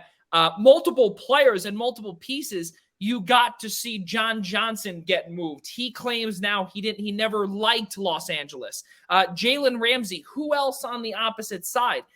We're beginning to see that these guys, like an Aaron Donald, a Jalen Ramsey, the list goes on. These guys cannot do it by themselves. It is not an 11-on-3 type football game. And I think that at times, if Matt Stafford is not on his game, this defense simply cannot play up to par. And I think that that's what is plaguing this Rams team down the stretch. We also got to see it on the road in cold Lambeau. Do not take away the fact that the Packers right now are the front runners in the NFC. Whether people think so or not, that truly is the case right now. And that is because not only of their record, but if the NFC goes through Lambeau, they will go to the Super Bowl, I think. I don't think they'll win. I think that they will eventually, because I think Pat Lambeau in the cold is unbeatable, especially for a team in Southern California. And also, the Seahawks, they are brutal. DK Metcalf destroyed my fantasy team last week, and Russell Wilson's days are numbered in Seattle as well. I expect him to be on the move this off. Yeah, I'm with Ian right there. Yeah, I saw Ian, and let's go. We want him. Come on, Casey, you know you want him. You know you want him, because you know why? Because Russell Wilson will start eating at Arby's. I don't know. I mean, why? How about this? We trade for Russell Wilson. We keep Daniel Jones. We have them both play quarterback at the same time. The anti-Wildcat, multiple quarterbacks.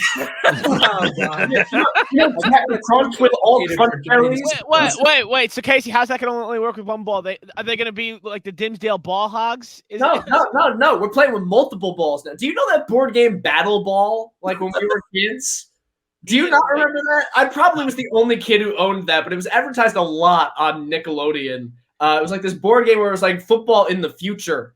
And that's basically the game that I want to play. We're going to have multiple quarterbacks. It's like oops, all crunchberries, oops, all quarterbacks. We're going to get just all the backup QBs in the league. We're going to bring back Colt Brennan. We're going to bring back Colt McCoy.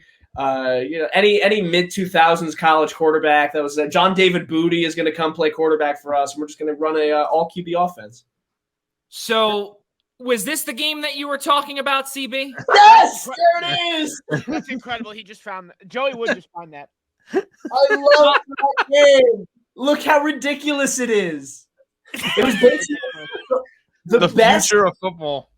The best that I could describe it is like there were like 7 different die that you had to roll, and like it was a different dice depending on the position that had the ball.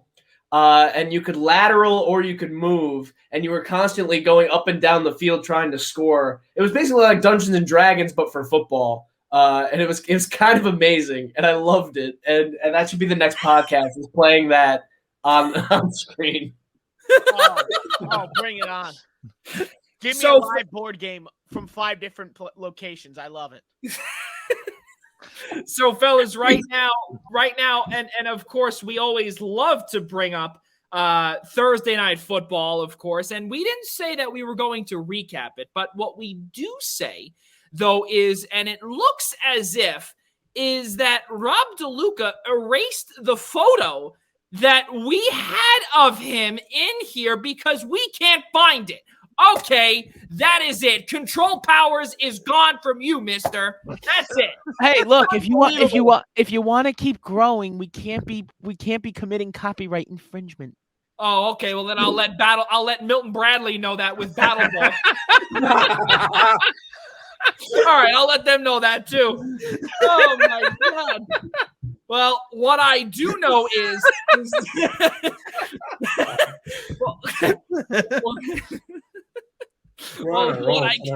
take a breath.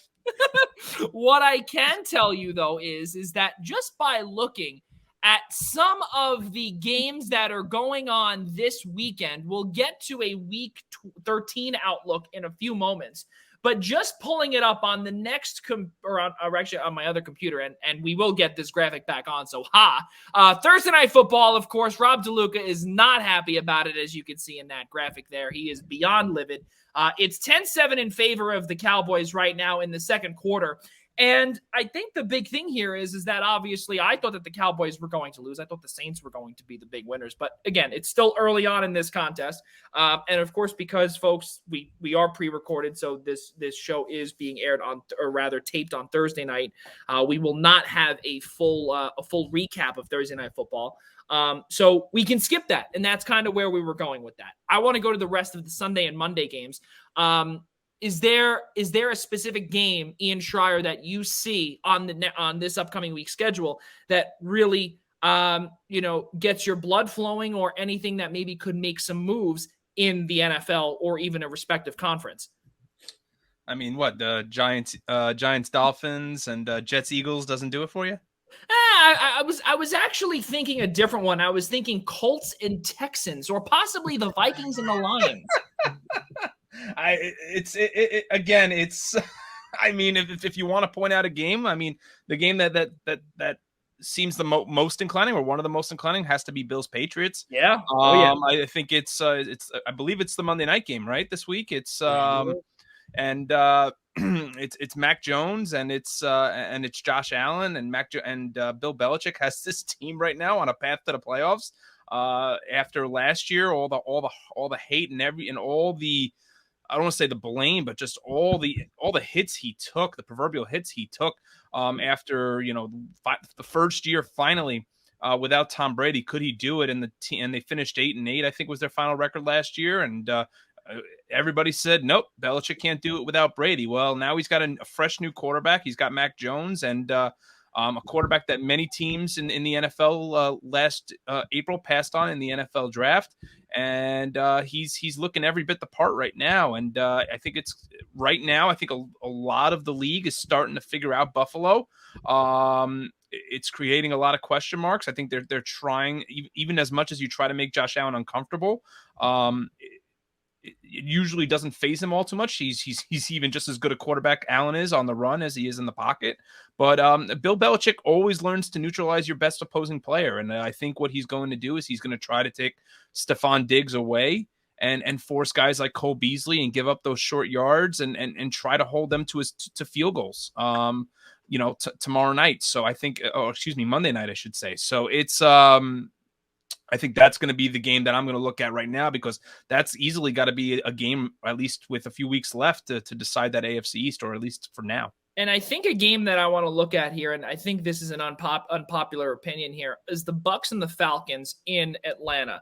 And the reason why I bring that up is because of the Bucs defense and how bad they've been recently. And yes, we can talk about the injuries all we want. But I think what we got to see, and I don't like to bring up the past, as Casey went time traveling earlier in our show, of course, I kind of want to go time traveling a little bit as well. And I kind of want to, soak up the sun a bit and think about the Eagles winning the Super Bowl a few years ago.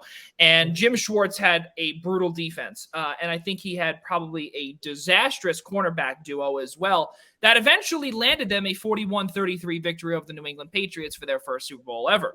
But the bottom line here is that what we are seeing here with this Todd Bowles defense, injuries aside, is that they're really not that good.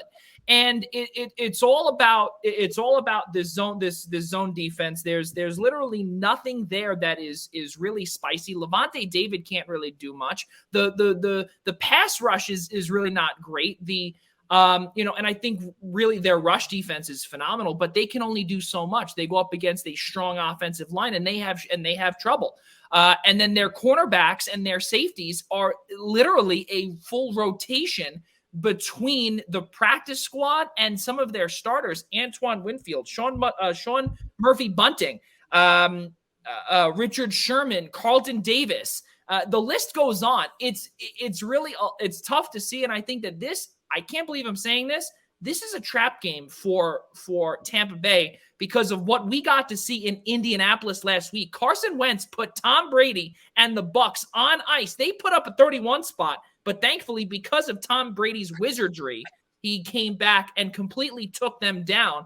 But the fact of the matter is that might not happen against Atlanta. I don't know. Could it be a raucous crowd? I don't know. Atlanta's normally seems to be a very tough place to play when the camera lens, if you will, at Mercedes-Benz Stadium is closed.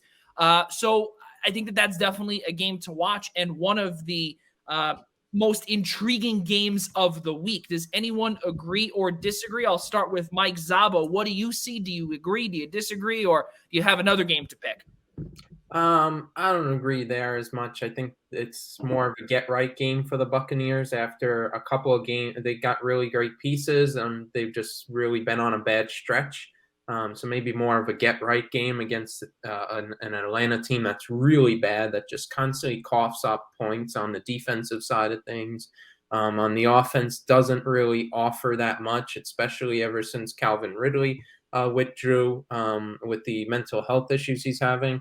Cordell Patterson is a decent weapon, but other than that, I mean, anything really excites you? Kyle Pitts, not really superstar as of right now. So I wouldn't agree with that. In terms of pivoting to another game, I mean, Ian stole the Patriots-Bills one earlier. I think that's a big one everybody's circling. Yeah. I'm going to look at Chargers-Bengals as sort of an interesting one. Two teams who have shown plenty of flashes this year to be ascending teams, but have also thrown in some head-scratching dud performances. And so it'll be interesting to see kind of how Justin Herbert performs after which I thought would have been me and Ian at least thought would have been a layup of a game last week for him against the Broncos. Wound up to be a blowout loss for Los Angeles. And, now nothing changes for the Chargers, Mike, ever. It really doesn't. Always they're not as good as they're supposed to be. It's always the bridesmaid, never the bride. That's the way to define the Chargers. You're in, you're out. Yeah. It's really brutal to see what goes on in Los Angeles. Continue, Mike. Yeah, so it's interesting to see who starts, in that game, who sort of comes out the winner there and starts to try and build some momentum the rest of the way. Yeah. Rob DeLuca, let's go to you. What game do you see on the docket this upcoming week before we make our picks? And then we'll all, of course, go to Casey Bryant to conclude.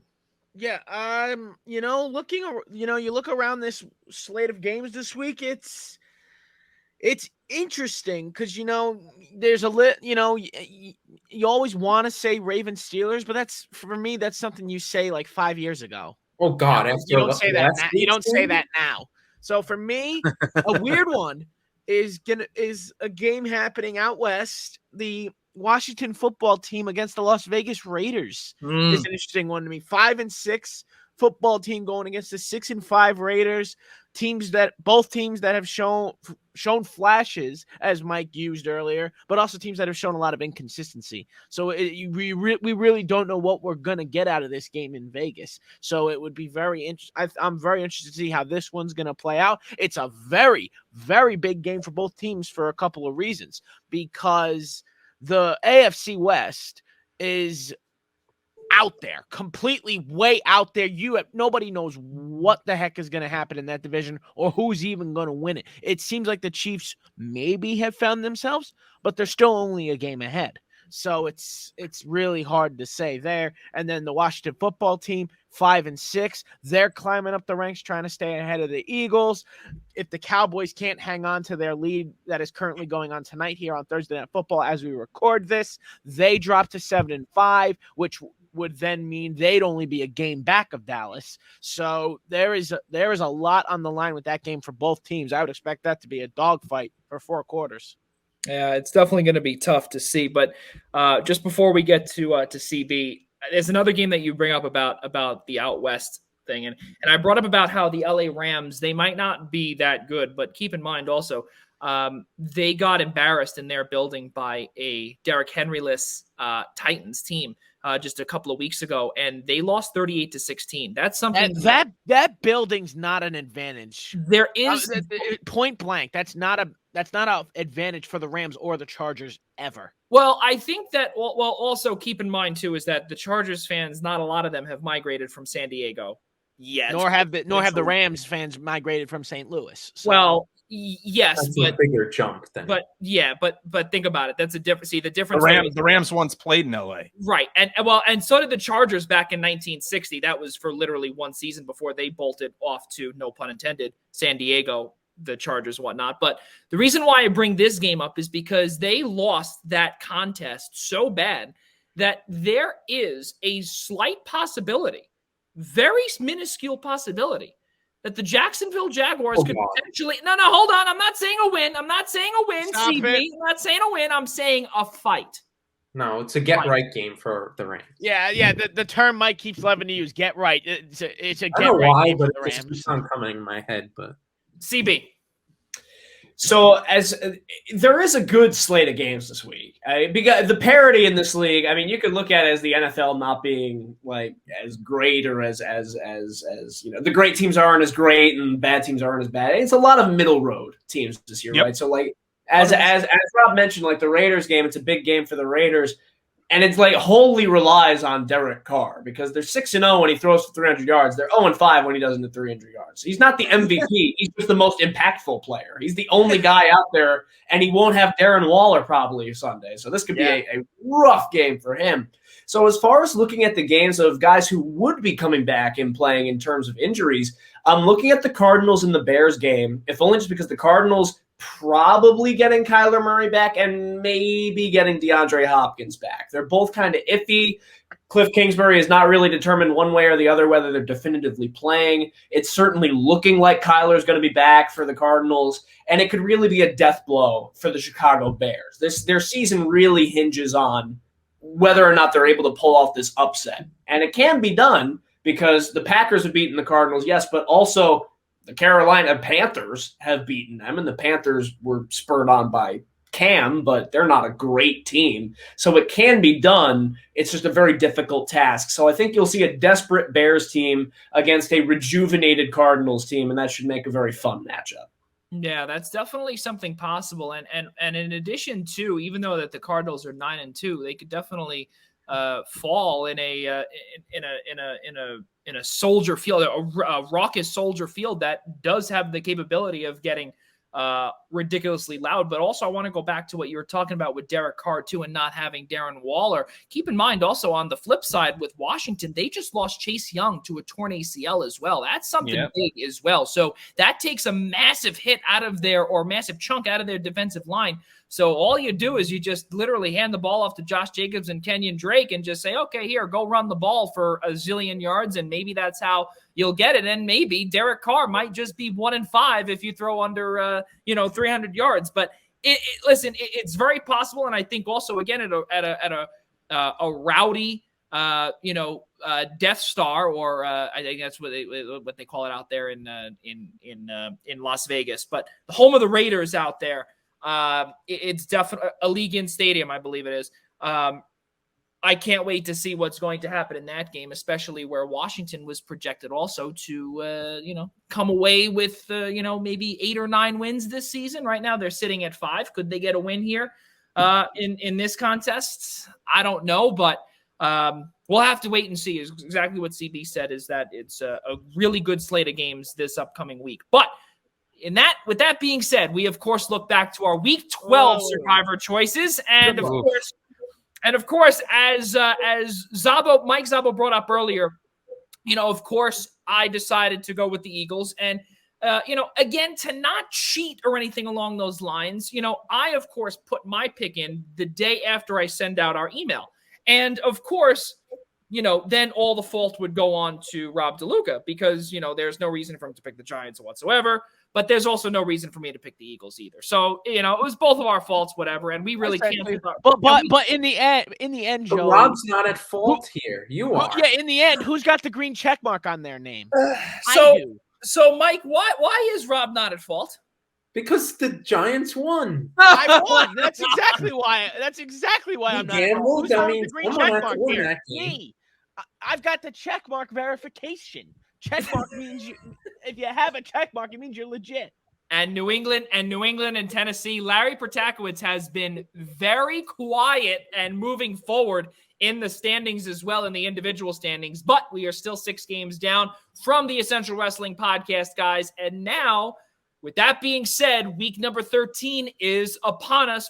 That began about an hour and 15 minutes ago.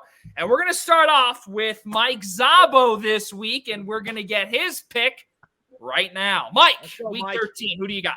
My survivor pick for NFL Week 13 is the Minnesota Vikings over the Detroit Lions. A good time to take them. It should be a layup over the winless Detroit Lions, who Casey had way too much faith in, apparently, or was just one little kick away. He was seconds away from being a genius. True. But I don't think we'll come down to a last-second kick with the Minnesota Vikings. Put it that way. I'm taking them this week. All right, now we're going to go to Rob DeLuca. We're going to kind of go all over the board here. Rob, who do you have here this week? I looked at this slate. And I thought about some games. The Jets over the Eagles, intrigued me. Can the Jets win 2 games in a row and just embarrass the heck out of the Philadelphia Eagles? Philadelphia Eagles spending 2 weeks in a row in New Jersey and coming away with 0 wins. But no, I didn't end up doing that because we're still 6 games down. We need to, we as a podcast need to get back into this race. So I try to make the best pick every week, the safest pick every week. Except for last week, that was personal. Nonetheless, this week we're back on track. I am locking in the Indianapolis Colts over the Houston Texans because let's be real, the Houston Texans did just lose to the New York Jets, so I don't know if you can have a lower point than that, and that is where the Houston Texans are. So I think that Carson Wentz and the Colts are gonna figure this one out and have a breeze of a time, even though the game is in Houston. That doesn't mean much. Colts comfortable over the Texans. And not only that, too, just before we get to Ian Schraier and before we close out with Casey Bryant on this topic, I have the Indianapolis Colts as well. And you brought up DeLuca. Oh, no, there it goes. You brought up also about the way that this Indianapolis Colts team should really have no problem. Again, I bring up the fact that we brought up earlier about how they almost beat the reigning Super Bowl champion in the Tampa Bay Buccaneers. And I think that really goes a long way. And I think that is a massive boost to confidence and really just getting the entire locker room all together. And I think that every single player in that locker room has bought into what Frank Reich has brought from Philadelphia. And I think now what Carson Wentz brings to the table out there, we got to see it a few years ago. The Wentz and Reich train together, it moves parallel and it just keeps on going. They will not crash into each other. And the Colts, as what Ian said, again, I don't want to say that they're the front runners in the AFC period. They are, if the Titans continue to kind of go downhill a little bit because of injury, look out, the Colts will win the AFC South in due time. Ian Schraier, your pick. All right. There weren't a lot of safe bets for me this week. A lot of teams that look like surefire wins I've taken already this year. Teams like the Rams, the Colts I've already burned. So I've been burned by them twice this year. I'm going to use them again. I'm going to go against them again. I'm going to take Joey's Philadelphia Eagles against the Jets. It's a tough call. There's really not a lot out there for me with regards. I've taken Tampa Bay. I can't touch New England this week. I really can't. I wish I had more confidence in the Patriots over the Bills, but this is a game that the Eagles have to have. And I don't think there's any question about it. The Eagles right now are still at full health and lost to the Giants. I think this is a game they know they need to have. Look, the Jets played the Texans last week. Can we really discuss that? And they were down 14-3 to Houston.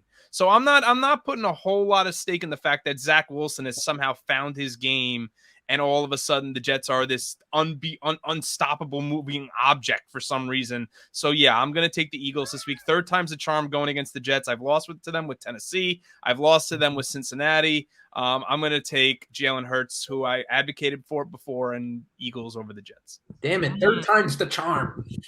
BB, please finish this out. See, I'm torn. All right. Because in all of my decision-making process, there's 2 choices. One is the heady pick, and the other one is what is the funniest pick that I could make. And there is nothing that I enjoy more than spite. And now I have the opportunity not only to spite Joey, but also to spite Ian and go against the Eagles 3 times. Oh, man, that's hard. Oh, crap. That changes my entire philosophy. Oh, man. We need the games, Casey. We need the games, my man. Well, Casey, remember another strategy of yours. If you pick the Dolphins this week, the Giants will win. Yeah, that's true. I've gone through the same thing with the Giants. I bet for the Giants and bet against them twice, and I've lost all 3 times. So I'm staying away. The Giants are dead to me. I can't win even when they win. It's awful. Why are you making me rehash that? You know what? I was going to pick the 49ers. I was going to do it. I was going to pick the 49ers and have it be a smart, safe choice. But I really want to go with the Jets. Yeah, is that a safe choice? I really want to go with the Jets. No. I'll go with the Niners. I'm having an existential crisis right now. I'll go with the San Francisco 49ers over the Seattle Seahawks. Oh, boy. Well, that has concluded our Week 13 picks here on the Eastern Observer as I wipe my tears away because of Casey, and he's still thinking about it too. I love it. He's really he's I'm gonna send you an email like on Sunday morning. Change the Jets. I don't know what I'm doing. This matters anyway. Because at least Casey's thinking smart. The Philadelphia Eagles can't score in MetLife. They don't know what they're doing when they play in MetLife. They don't know how to win there. So, there's no stakes. Football doesn't matter. They have this existential crisis, and then the Eagles, and then the Seahawks find a win. Well, ladies and gentlemen, let us keep on moving here on the Primetime Rundown. Alongside my guys, Ian Schraier, Rob DeLuca, Mike Szabo, and of course, a completely torn Casey Bryant. I'm Joey Jarzynka right here on episode number 75. And of course, what better way to have our good friend Casey Bryant with us, who has time traveled all the way back to about, 6:49 p.m. West or Pacific Standard Time. And that's where he is now, and he's joining us here for episode 75, and we cannot thank him enough for joining us here on another fantastic episode here this week here. Oh, my goodness, I can't even finish my... Joey, Casey's got 10 minutes till Jeopardy. We got to speed this up. That is so true. That is very true. Well, what we do know is that because we've got Casey Bryant on, of course, we have to come up with the name of this segment, but it has to do with jerseys and Casey Bryant. And I think I want to start off with a uniform that the New Jersey Devils came out with a few weeks ago. And the reason why I want to bring this up here is because I honestly have not heard, and maybe it might have gotten mixed up with in our thousands of text messages that Casey wakes up to every morning. But I need to know what Casey Bryant thinks about the black New Jersey Devils uniform that it says, quote, "In Jersey, tradition is everything." Is this an absolute abomination, Casey Bryant? I need you to pull that graphic up for me for one quick second, because if there's one thing I love, it is just paragraph after paragraph of word salad of like making it seem like they have this really intricate, elaborate reasons for going with what they're doing, when in actuality, it's just BS. They took a template. They bought a practice jersey from the local Westco goalie pro shop, and they slapped the word, the crest, an unabashed proclamation that above all else, we play for Jersey. No kidding. Really? Is that how you play? Oh, I thought the New Jersey Devils played for Odessa, Texas. It's my I really thought this is 21 white stripes for the 21 counties that make up New Jersey. Oh my God. Gag me with a spork. I mean, just the laces representing a piece of goal netting as a nod to Martin Brodeur. Take this down. Take this goal netting down. It will be like, look, it's not as bad as I forget what team created it, but the jersey was white to symbolize the sheet of ice on which we play. And like that, I remember being the lamest reason. It might That's got to be the Anaheim Ducks Disney jersey, right? No, it's not. It was. I gotta find this jersey at some point. But that's I'm surprised you don't own it. First of all, especially because of your living situation, your jersey closet is behind you right now. Oh, this is only a tenth of the jersey closet, my friend. This is just what would fit in the suitcase. Keep in mind also, I'm sorry to interrupt you, Casey. Keep in mind also, the rest of your apartment was burned down when Max Scherzer signed, right? Right, obviously. So, that's what it was. But anyway, getting back to the jerseys, here's the ultimate takeaway about the New Jersey Devils, New Jersey. Do you know that one pretentious jerk at every college party who wears the sweater that says college on it? Oh, the John Belushi, yes. Yeah, the John Belushi shirt. Yeah, that's what this is. They're a step away from just writing "team" on their sweater. And I saw one tweet that was kind of funny. That was like, "Well, of course it says Jersey. They don't call it New Jersey boys." And I'm like, "Yeah, true, but on the other hand, it's corny." But now we're also selling a hat that says "hat" on it.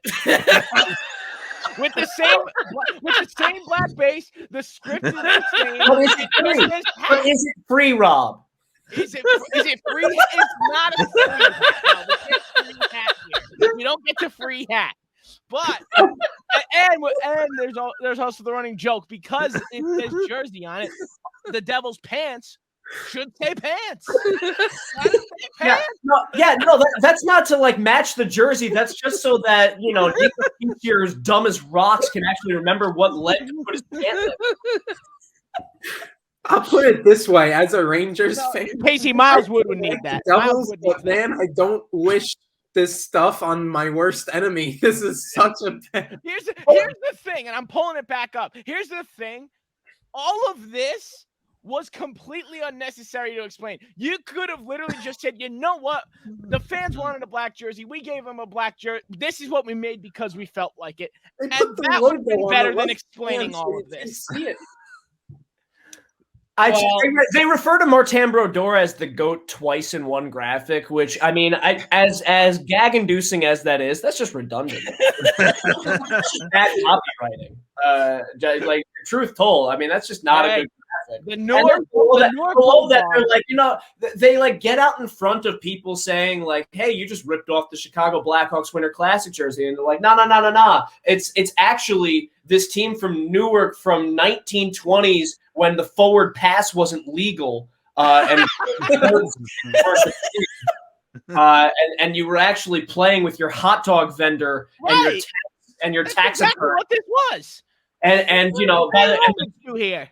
Wiped out by the Spanish flu, and the other half was wiped out by World War II. Exactly. This is who we're paying homage to. Who am I kidding? I hate this jersey. Move on to the next one. Well, it's funny because just today we found out about the 2022. Wait, you got to at least start with the good one here. You got. So that's the thing. My fan base enough. Which one is the good one? That is the question, and Tampa's is actually clean. Is Tampa's uniform? You can sell that one for the Stadium Series. I still say it looks like Seton Hall's basketball jersey, but that's me. This is what they are going to be wearing during this year's Stadium Series, which will be taking place sometime in. Oh, well, hello, Casey Bryant. Excuse me. I mean, if your plan was to blend in with the snow, I guess good job by Tampa. Look, here's well, first off, snow, LOL. It's going to be in Nashville. There's not.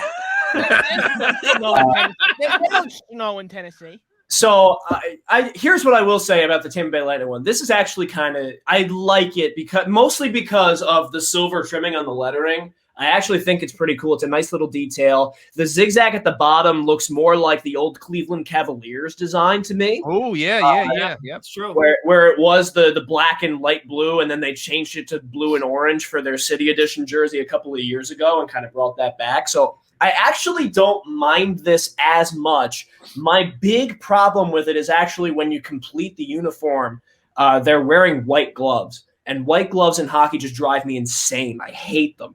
It's the equivalent of wearing the white skates for the California Golden Seals. The Maple Leafs have tried it. The Golden Knights have tried it. No iteration of white gloves works for me, and that kind of soils it. But otherwise, the sweater itself, I actually don't mind. Well, now that we bring up the fact, and we're not going to get there yet. So I know. Does anyone want to add anything there, or shall we just go on to the next uniform? No, Oh, you please. all know what it's waiting for. Come on. So Please bring on Nashville, please. So now we got to see, obviously, Tampa Bay, who will be wearing that uniform.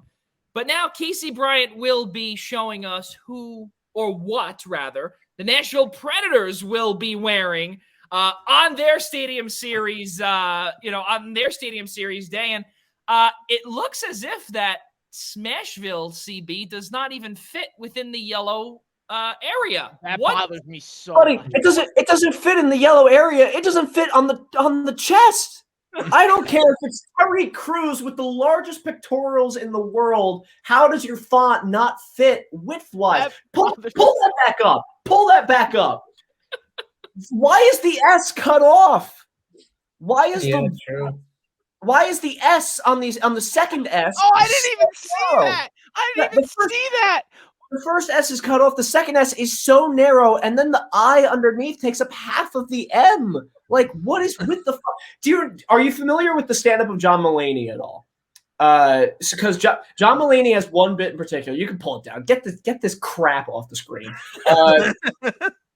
John Mulaney has one bit where, like, he's talking about, like, when you write a card or a sign that says happy birthday and you always inevitably run out of room because of overconfidence, and you're like, all right, big ass H, and then you're like, by the end the Y is like scrunched into the corner, and you're like, then you get to write birthday, which is an even longer word, and you're like, I got this, I learned nothing, big ass B.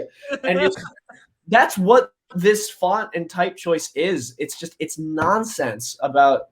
It looks awful. It's sized all wrong. It's like an incomplete Photoshop project. And not only that, if the font was the worst thing and it was on an interesting base, you could live with it.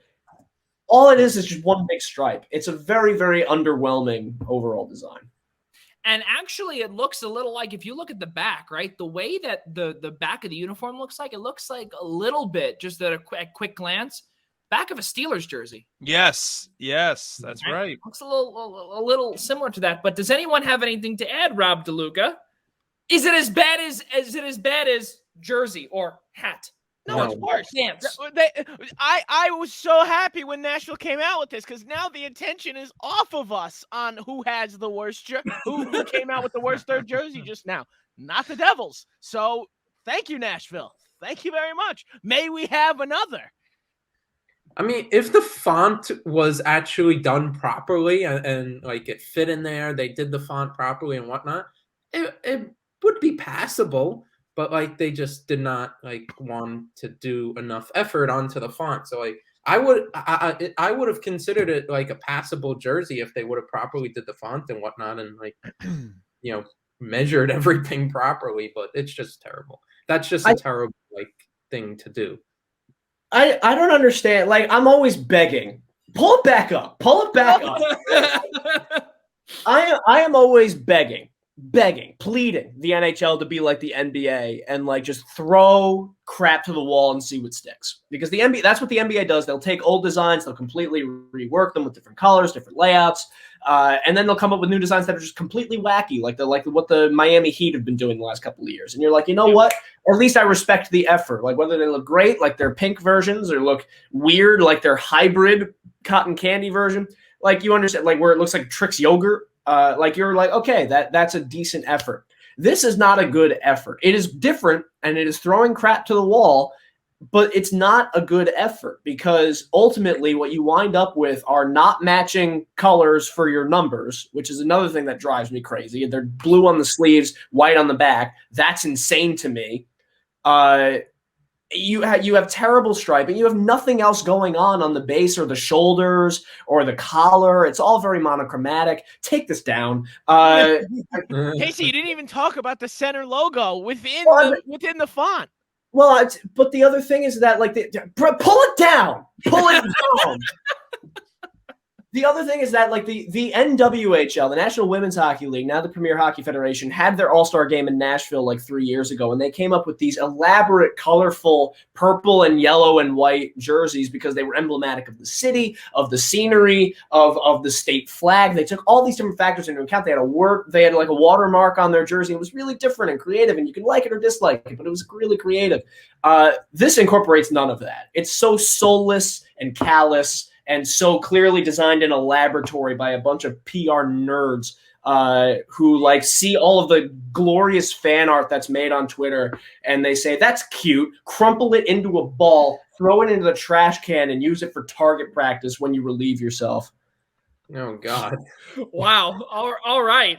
Well, that is one way to end our portion of the show. My goodness. Wow. Talk about a mic drop for Casey Bryant, and he'll never come back, because that was a pretty good way to end that. But ladies and gentlemen, our main portion of the show has concluded. Let's get to our sports updates here.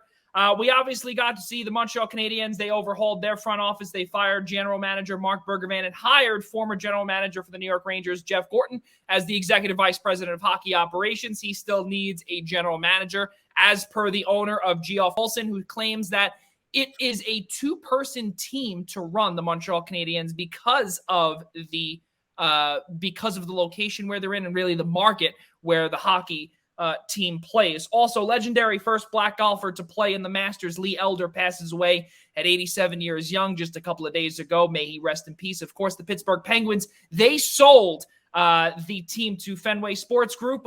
So the owners of Liverpool, as well as the Boston Red Sox, as well as owning a piece of Roush Fenway Racing in NASCAR, they now own the Pittsburgh Penguins as well. Mario Lemieux stays on as a minority owner. And of course, just because for Rob DeLuca, Jack Hughes and the New Jersey Devils agreed to an 8-year extension worth $64 million, $8 million AAV, all the way until, I believe, 2030 or 2029, in that range. And of course, today, the biggest trade and the biggest news of all, Casey Bryant, Malcolm Subban was traded from Chicago to Buffalo today, and that might just be the biggest trade since Max Scherzer went to the Mets. Which wasn't a trade. Well, that's what I was going to say. The biggest news, if you will.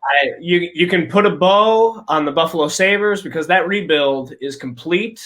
They are ready for Stanley Cup contention. Place your bets now. I don't think Vegas has adjusted the odds. It's still only like a plus 50,000. So you want to get in. Get it while you can. Get it while you can. $5 will get you like 5,000. Yeah. Once they get wind of the Subban trade, I understand word travel's fast because time travel. Again, we're 3 hours behind. Right, yeah, you're way behind, Once they get wind of that, it's going to skyrocket up to like minus 12 million. So you're going to want to really get into it. Well, I think now that is a perfect time for us to get to our kudos, and that is going to bring us to Ian Schraier to start off with his kudos. Sure. My kudos are going to actually go to the New York Mets front office. Just really give them some kudos, a round of applause, really, for after the year that they had. And trust me when I say about general manager Billy Epler, he was not my first, second, third, fourth, or really even fifth choice to be the general manager of this team. There were a lot of question marks coming in just based on all of the vetting and the entire hiring process that the New York Mets went through to try to find a general manager, and landed on Billy Epler, who had a reputation and a history for trying to land a lot of big fish and unsuccessfully doing so. But in the meantime, he went out there and paid for a couple of big fish, and never thought in my lifetime I would see Max Scherzer be a Met, but they're off to a good start. And after being in first place for 100 or more days and watching the division slip away, they're making the right moves. We'll see what they do again after the lockout, but this is a real good start, and they should not be done yet. I'm curious to see what happens once baseball gets back to being baseball. So my kudos goes to Joe Douglas, general manager of the New York Jets, for absolutely fleecing the Seattle Seahawks when they traded away Jamal Adams, and pretty much getting a first-round pick plus more. And this year is that first-round pick that Seattle has to give up. And what a year that Seattle has had. They are 3-8, and they are sitting nice and pretty right now, with really 2 top 5 picks the New York Jets have. And if Joe Douglas has his way, this could go far for the Jets in the future. And I can't believe I'm saying that, as probably Casey's laughing as I'm saying this, with the Jets in future and go far. But it's possible. It's doubtful, but it's possible that, Joe Douglas may not mess up twice or once or whatnot. But as of right now, this trade is one-sided, and the Jets might just come away winning it after seeing a 3-8 start to the season here in 2021. Kudos to Joe Douglas for absolutely taking advantage of Seattle and getting a ton from them in addition to their top draft pick this year. Who's next? Let's go to Rob DeLuca. Well, it's a tough one out. It's tough to think of some of these kudos sometimes because when not a lot of things happen, you just don't. You're not able to always, when not a lot of things happen in the world, it's hard to come up with something, So I'm pulling this straight out of nowhere. I'm giving credit to the New York Giants right now for finally realizing that being mediocre is no longer good enough. And Dave Gettleman is out. This is his final season. It's a beautiful thing that John Mara finally realized, wait, this guy's not the answer anymore as our general manager. He cannot possibly run another draft for us. So thankfully, he will be out before the draft happens. So that's great. And then Joe Judge for calling out the coaching of the week prior against Tampa before beating the Philadelphia Eagles, getting rid of Jason Garrett. The New York Giants are now 1-0 without Jason Garrett. So you know what? Good work, boys. Maybe this will finally be the start of something new. They're 4-7 right now. I wouldn't say playoffs are in a realistic phase, but at least now some staff changes are being made to finally put the Giants in the right direction. So the first half of Rob DeLuca's kudos was basically all speculation. CB, can you follow up with something that good? I really thought it's when so little is happening in the world, just nothing else is going on. When you're giving kudos to the Giants, that was almost suspicious of how much you were trying to cover up. You were just like, "There's nothing to see over here. I'm not taking part." You definitely don't want to investigate whatever's going on in my world. So let's just look at Dave Gettleman.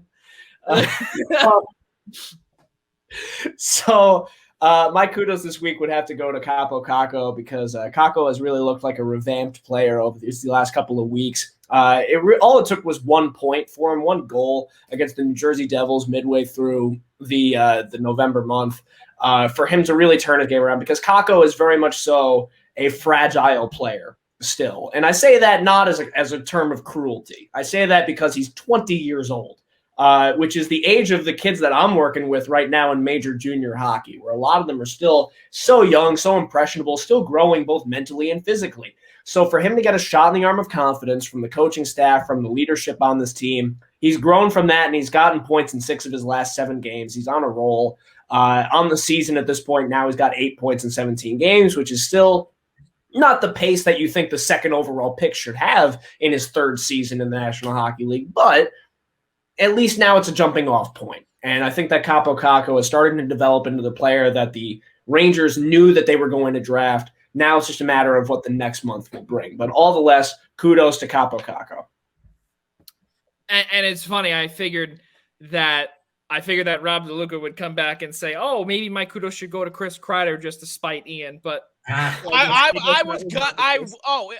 it crossed my mind, but I thought you were about to go to Mike Zaba. We can't forget our boy Mike Zaba. Well, we have not forgotten. Believe me, I was ready to do it, and I hope Mike does it anyway.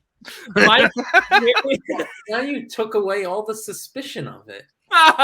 It's exactly what he did. I was going to wait for Mike to be done, but Mike, you know exactly what you said in our group chat, Rob. You know what? Let Ian keep on doing it because you know what? It's just something. Ian figured out the code. It was like Casey and Derek Stepan. It's the same thing. Ian figured out when he trashes them that it's gonna work, and Kreider's gonna do good. It was the same thing when Casey would trash Stepan, and Stepan would do good. So I'm not even going to criticize it. Just let it keep on coming because then. So your kudos are your kudos to me, Mike Zavo? Is that what you're telling me? No. Part 1 intro, I guess that Rob just laid up to me.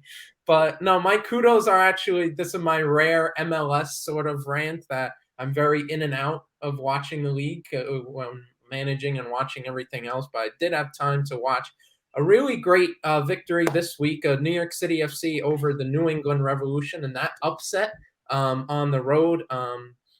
As much as I said, I've been in and out of the MLS watching it. It's great that I was at, and I used to have season tickets for New York City FC, and I was at the very first home game in their team's history against the New England Revolution 6 years ago. And now they beat New England in an upset on the road and are in their first ever Eastern Conference Finals appearance. So kudos to them, and they have a real shot to maybe go all the way. So kudos to a great performance on the road, and despite giving up a late lead in extra time, being able to pull it out in the penalty shootouts.